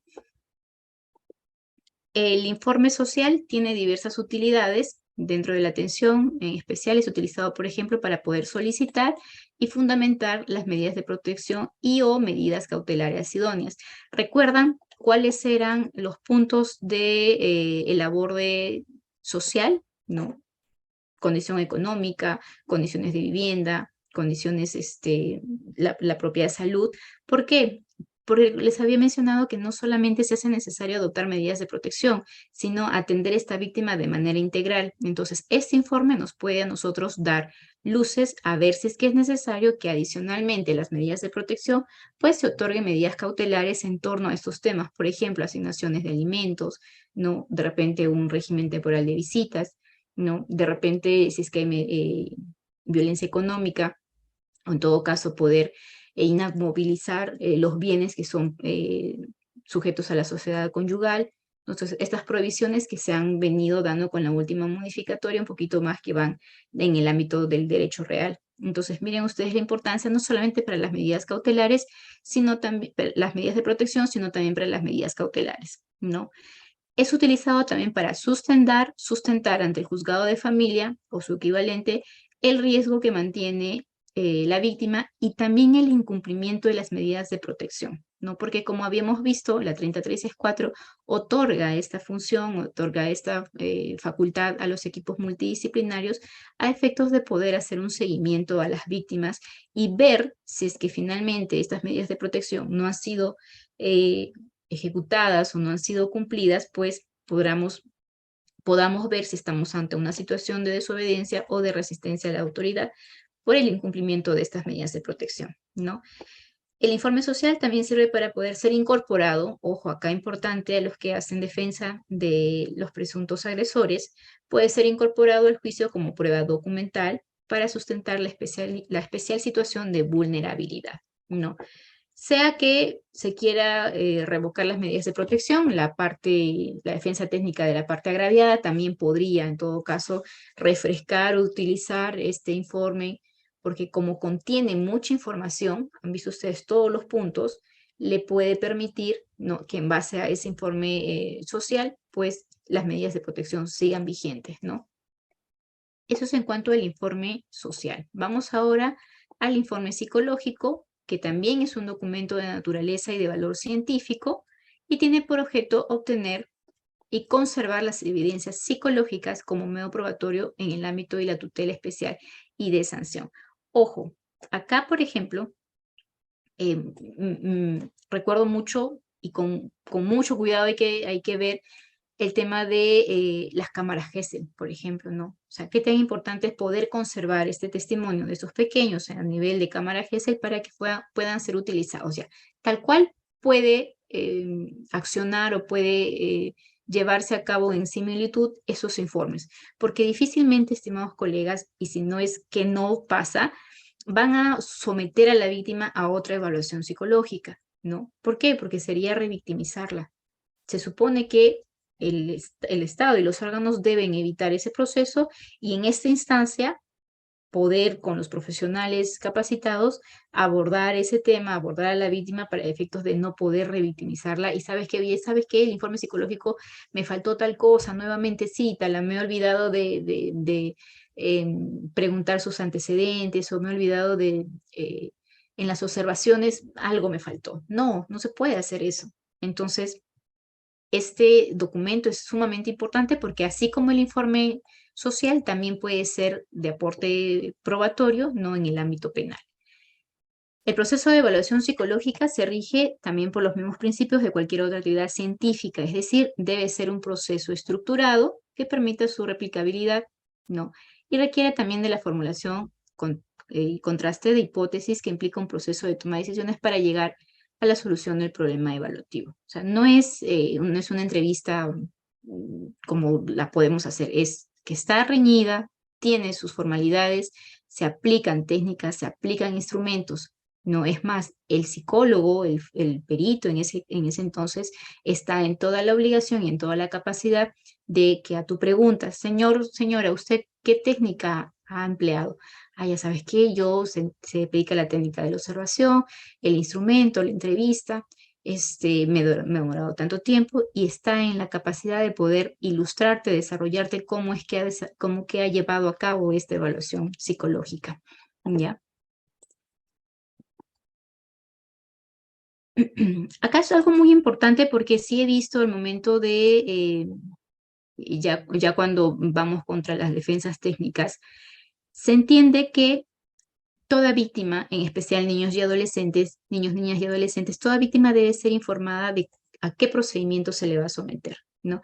Ahora muchos dicen, ¿saben qué? A los niños, ¿por qué se les está preguntando? ¿Por qué se les dice todo, que estás en tal lugar, que esto es una cámara Gesell? Mira, yo soy el psicólogo tal, ¿sabes en qué proceso estás o sabes por qué has venido? Te han contado, a veces dicen, es mucha información, los niños no les debe decir para qué están. Hay otra que es la que la rama o la orientación de que toda persona tiene que ser informada, no a qué procedimiento va a ser sujeto. Y en especial niños y adolescentes explicarles porque es derecho que ellos ya no sean tomados como menores, sino como sujetos, como parte del proceso, y ya no sean tan invisibilizados de simplemente sentarlos y que pasen una evaluación, ¿no? Previo a ello, siempre debe brindarse este consentimiento, ¿no? Siempre sabes que, si es que es en adultos, tu consentimiento informado de que vas a pasar esta evaluación y en caso de los menores de edad, bueno, su representante legal, sus progenitores tendrán que dar este consentimiento para que puedan pasar así estas evaluaciones, ¿ya? Este informe sintetiza los resultados de la entrevista eh, con las técnicas, con los instrumentos, ¿no? Igualmente de los otros procedimientos psicológicos, simplemente que acá llegamos a una conclusión y unas recomendaciones con vistas a que sean aporte dentro de un proceso. Ya, esa es la diferencia. Acuérdense siempre la diferencia entre eh, el actuar del psicólogo clínico al actuar del psicólogo forense. ¿Ya? Aquí una particularidad en los casos del SEMI y de la UPE, como habíamos mencionado inicialmente, ¿no? Si ustedes leen, no se precisa el acompañamiento o la asistencia legal dentro del equipo multidisciplinario de la Corte del Poder Judicial. Sin embargo, hay otros equipos multidisciplinarios que sí cuentan con esta asistencia legal, que es básicamente un abogado que va a ayudar o va a orientar y en otros casos va a adoptar o va a tener la defensa técnica de esta víctima en diferentes escenarios, ¿no? Acá básicamente es el acompañamiento, ¿no? De oficio que se le hace a la víctima, inicialmente la orientación, de repente para indicarle cuál es el procedimiento, después va a venir el acompañamiento en las diligencias y después finalmente la defensa técnica, que básicamente es en aportar medios, en aportar alegaciones, documentos, escritos, ¿no? Dentro de un proceso, como si fuese así una representación privada. Entonces hago esta acotación porque eso sí lo vemos de manera presente, ¿no? En los centros de emergencia mujer y en las unidades de protección especial del Ministerio de la Mujer, ¿no? Aquí hace el acompañamiento, la defensa técnico y también el asesoramiento, o sea, en las audiencias ustedes pueden ver, siempre allá van a llamar al abogado del SEM en representación. En todo caso, también a veces cuando hay mucha conflictividad, por ejemplo, entre los padres, designan, ¿no? Al representante o al abogado del SEM para que pueda hacer las veces de su abogado y acompañar así en todas las diligencias, ¿no? Entonces, esto es un paréntesis para poder aclarar porque nos va a pasar que hablemos de equipos multidisciplinarios con abogados en el SEM y nos va a pasar también a nivel de corte. Ustedes han visto, según la resolución administrativa, los equipos multidisciplinarios de la corte están conformados por esos 4 especialistas, ¿no? Ahí no están ahí la defensa legal. Ahora sí, si nosotros vamos ya, porque entiendo que varios acá litigamos, y es lo que nos importa también porque queremos saber cómo es que yo voy a utilizar esta prueba, este informe en estos 2 ámbitos. La prueba, el informe psicológico y el informe social, más el psicológico. ¿Por qué? Porque en el psicológico se puede establecer o se llega a establecer el grado de afectación y si esta afectación pues cumple con la tipificación del tipo penal, ¿no? Entonces, quiero saber, en todo caso, cómo es yo que voy a utilizar esta prueba en estos dos ámbitos. En el ámbito de tutela, ya lo hemos hablado, y en el ámbito de sanción, ¿no? Porque traigo a colación esta prueba, que es un instrumento que anida, digamos, y recopila toda la información de la víctima teñida de una parte científica, con los instrumentos, con el ITER, no es un ITER crimen, sino un camino más científico, más instrumental, que me da el resultado de un informe psicológico. ¿Cómo es que yo puedo utilizarlo en en estos dos ámbitos? Y me interesa muchísimo en el ámbito de sanción, ¿no? ¿Por qué? Porque en este ámbito se abre una puerta muchísimo grande en lo que es prueba, ¿no? ¿Cómo incorporo la prueba? ¿Cómo ataco a esta prueba? ¿Cómo contradigo lo que dijo el psicólogo? ¿No? ¿Cómo yo puedo rebatir, ¿no?, este informe pericial?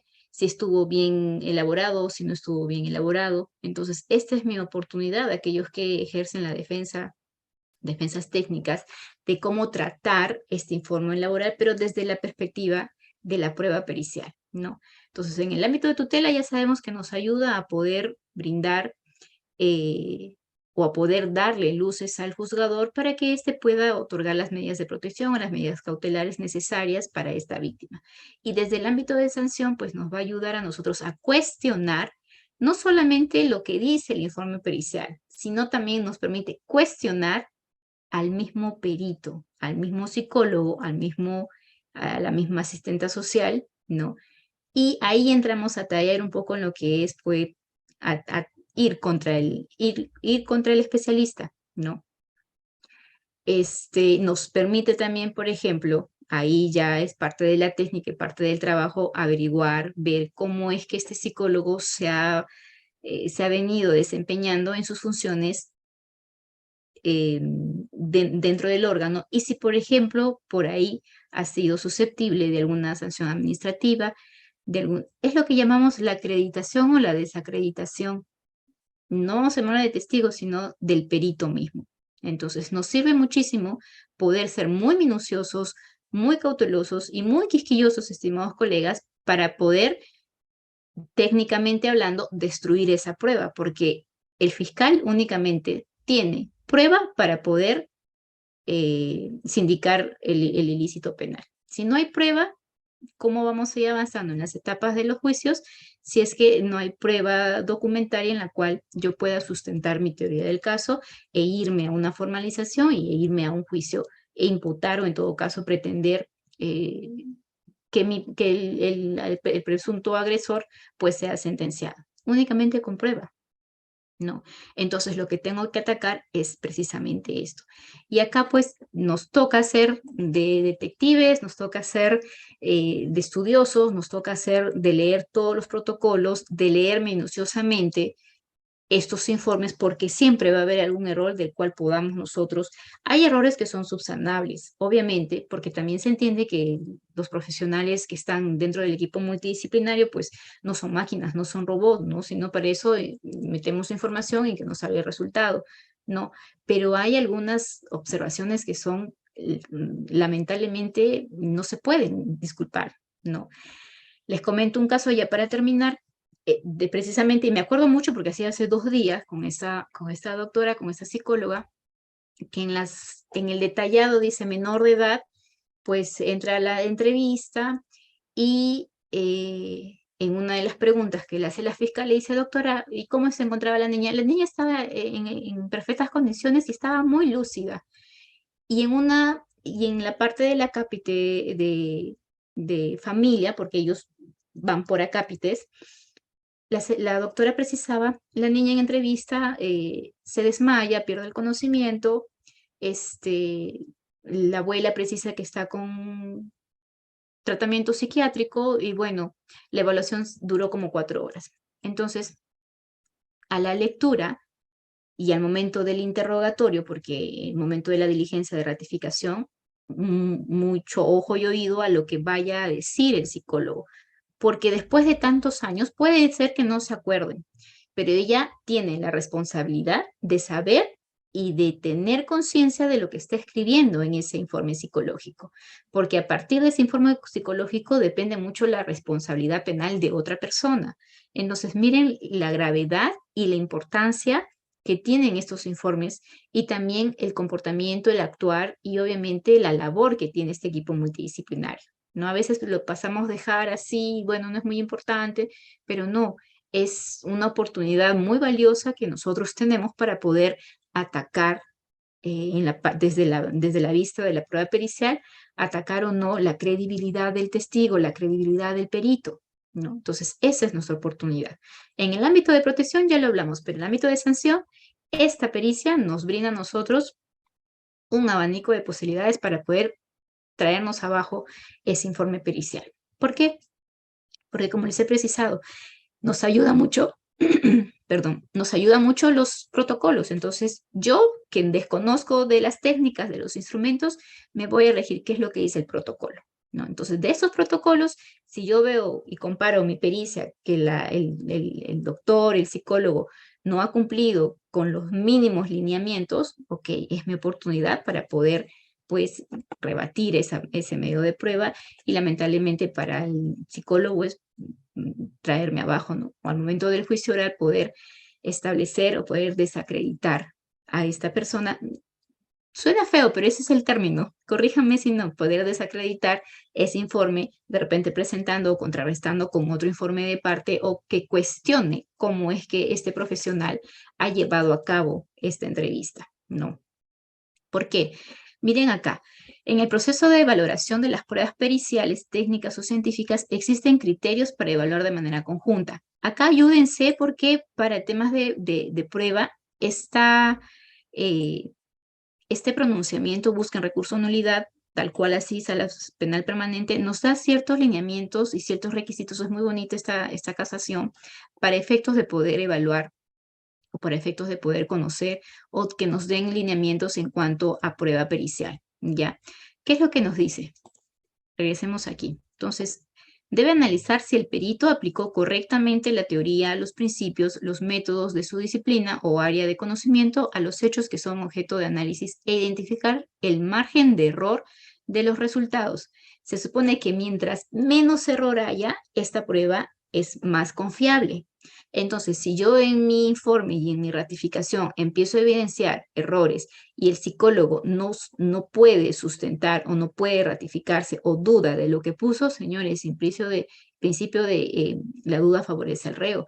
No me puede decir un psicólogo después de ese tiempo o negarse o retratarse de lo que dice o desconocer lo que ha consignado en su pericia psicológica. No. Entonces, la pregunta es, señor psicólogo, si usted me precisa, o la fiscal pregunta si la víctima, la agraviada, se encontraba en condiciones, y usted dice que estaba lúcida, pero de su informe usted indica que la agraviada se desmayaba, estaba con tratamiento psiquiátrico, perdía el conocimiento, y al final la doctora termina diciendo, no recuerdo si se desmayaba durante, después o al final la entrevista. Entonces, ¿cómo es que se lleva una entrevista en esas condiciones? ¿No? Cuestionas, o sea, a nivel de juez, le vas a decir, doctor, esta pericia psicológica no se sabe cómo se ha llevado a cabo, si la víctima estaba consciente, no estaba consciente, estaba desmayada o precisa que estaba todavía con pastillas porque era paciente psiquiátrico. ¿Qué es lo que pasó? ¿Esa prueba psicológica le va a servir a la fiscal? ¿Le va a servir en el ámbito punitivo de sanción? Lo dejo como pregunta y ustedes a su criterio, ¿no? No le va a servir. Pero o sea, podemos hacer caer ese proceso simplemente porque ni siquiera en la ratificación el psicólogo puede sostener de manera coherente o de manera lógica lo que ha evidenciado. Por eso les digo de que por mucha carga procesal, por mucho trabajo que se tenga, estas personas tienen muchísimo que ver al momento, o en todo caso, cierta responsabilidad al momento de efectuar estos informes psicológicos, ¿no? Es por eso tal vez que están todos llamados a tener un trabajo más minucioso, más cuidadoso, porque lamentablemente como esto va a ser revisado después de muchos años, a veces los psicólogos no se acuerdan, dice doctor, yo ya no me acuerdo, ya son tantos casos que ni me acuerdo, ¿no? Ok, pero hay ciertas peculiaridades en la narración, en el texto, en el contenido de estos informes que te pueden ayudar a ti a poder rebatir, a poder hacer caer esta prueba, ¿no? Entonces nos toca ser muy juiciosos, muy quisquillosos y a leer los protocolos para poder cuestionar el actuar de este especialista, de este profesional, ¿no? Debe advertirse en esta pericia que sea clara en cada uno de los aspectos que sustentan y analizar si sus conclusiones se emiten en un lenguaje claro, preciso y sin ambigüedades. Entonces, ¿qué más nos regala este pronunciamiento? ¿No? En cuanto a valoración de la prueba, dice acá los sujetos procesales tienen una participación activa. Aquí es, estimados colegas, digamos, nuestro momento de poder aplicar los conocimientos y todas las capacitaciones que llevamos. Porque en este escenario nos toca finalmente nosotros poder demostrar, ¿no? Y tener una participación mucho más activa, mucho más, digamos, efusiva, ¿no? Para poder lograr tal vez la absolución de un patrocinado, ¿no? Aquí los sujetos procesales tienen una participación activa en la actuación y en la contradicción de la prueba pericial. Por ejemplo, a través del ofrecimiento de pericias, como lo había indicado, pericias de partes, que evalúen los criterios técnicos o los métodos utilizados por el experto y si estos fueron los más idóneos o no. ¿Ya? Otro detalle, la psicóloga en su narración indicaba, ¿no? La víctima se desmaya, se evidencia mucha interferencia del ambiente porque el informe se lo hicieron en una comisaría. Había mucho disturbio, muy abrupto, ¿no? Y de pronto le preguntas, ok, ¿usted conoce los protocolos? En todo caso, usted con la experiencia, ahí atacas también la experiencia, con la experiencia que tiene, los años, porque es una de las preguntas base que tú puedes indicar al momento de iniciar el interrogatorio en todo caso, que el perito, ¿no? Te diga cuál ha sido su experiencia, cuántos años está trabajando como psicólogo dentro del equipo multidisciplinario, ¿no? Cuánto tiempo en otras instituciones. Entonces, tienes que atacar eso. O sea, para nosotros la acreditación de testigos o de peritos, tienes que hacer esos cuestionamientos. Entonces, si la perito te dice, sí, llevo 20 años en el equipo multidisciplinario, ¿cómo es que usted puede realizar una evaluación psicológica donde hay un ambiente muy disruptivo, están dentro de la comisaría, se le desmaya y se le vuelve a despertar la presunta agraviada y usted continúa con una evaluación? Entonces, simplemente con eso, o sea, ¿dónde quedó el protocolo? ¿Dónde quedó a la atención a la víctima? Porque si una víctima te está desmayando, pierde el conocimiento, no le aplicas la evaluación, ¿no? La llevas al médico o la estabilizas, ¿no? Entonces, por eso les indico que hay que ser muy, muy quisquillosos, muy minuciosos al momento de hacer la lectura de estos hechos que se transcriben en el informe. Otro, pequeños detalles, colegas. ¿Qué otra cosa a veces suele pasar? Así es, había que el papá y la mamá estaban haciendo mucha bulla y yo estaba con la víctima. Señora, el papá y la mamá estaban detenidos desde la noche anterior. Entonces, te da a entender que obviamente pues no se tuvo la diligencia adecuada, porque en teoría ellos van anotando lo que pasa en ese momento, ¿no? Porque en efecto, o sea, la memoria es frágil, de acá a 2 años no me voy a acordar, entonces lo que estoy consignando en ese informe es lo que realmente está pasando al momento de mi entrevista, ¿no? Entonces tú puedes ir encontrando graves contradicciones para poder cuestionar la credibilidad del perito y también, ¿no? Si es que éste ha cumplido o no con los protocolos que se le marcan. Aquí, si el experto tiene sanciones por haber mentido o incurrido en actos irregulares o casos previstos, si tiene algún interés o resultado en el proceso. Te va a tocar de repente ver, no sé si es que ha habido quejas, dependiendo de la instancia, poder hacer una investigación del perito. Se entiende que estas personas que trabajan o que están dentro de los equipos multidisciplinarios, como pasan estos procesos de selección, esta información es pública, debería ser pública, ¿no? Cuánto obtienen en sus notas, cómo han pasado la entrevista, sus antecedentes. Entonces toca así para poder desacreditar al testigo y al perito, es lo mismo. Entonces, este es nuestro escenario, estimados colegas, para poder, pues, cuestionar y debatir este tema. ¿Ya? Revisen este recurso de nulidad, es bastante interesante, es bastante bonito también porque nos dan bastantes alcances de cómo nosotros podemos valorar una prueba pericial, ¿no? Y saber finalmente si es que la podemos llevar bien, de manera correcta al momento del juicio en sí, ¿no? O si finalmente podemos atacarla también desde un inicio, ¿no? Acá había precisado que la labor o la actuación del equipo multidisciplinario es de apoyo de exclusividad al órgano jurisdiccional y como les había indicado, en algunos casos se está manejando ya el sistema integrado de gestiones de los equipos multidisciplinarios y en otros casos todavía el requerimiento de informes. Va a depender si es que en la Corte ya se ha implementado este sistema o se trabaja, digamos, de manera tradicional, ¿no? Y para terminar, les comparto las directivas en las cuales marcan las pautas, ¿no? De cómo son eh, estos requerimientos del equipo para pedir los informes del equipo multidisciplinario. Incluso ustedes van a ver que está marcada la pauta de cómo es que se toma conocimientos. Toda la actividad, como ese requerimiento del juzgado, siempre va a necesitar un pronunciamiento o una emisión de una resolución judicial, ¿no? Obviamente es el camino, sale la resolución, el secretario tendrá que tomar nota, comunicará a la oficina administrativa del SIGEM, ¿no? Se establecerá o no, o en todo caso se va a elegir de manera aleatoria quién va a ser el especialista, sea este psicólogo, sea este asistente social, sea el médico, ¿no? Va aquí, se los pongo un poco más grande, va aquí la entrevista misma, la generación de la cita, ¿no?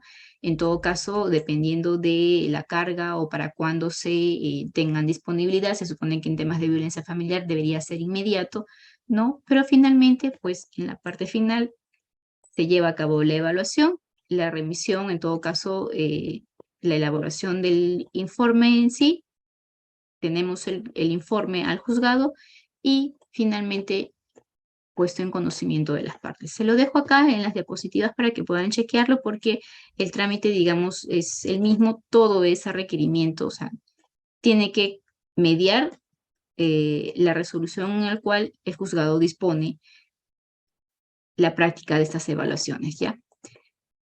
Sean psicológicas, sea de informe social o en todo caso, dependiendo si amerita la situación, el informe médico. Entonces, ese es, digamos, el recorrido que se necesita hacer para la intervención de estos equipos multidisciplinarios.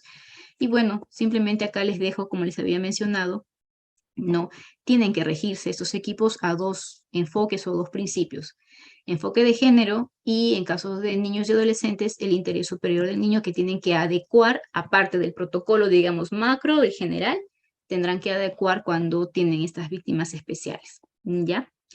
Listo, estimados colegas. Esto he podido tratado de compartir un poco de teoría, espero que les haya ayudado y les haya servido en todo caso la información compartida.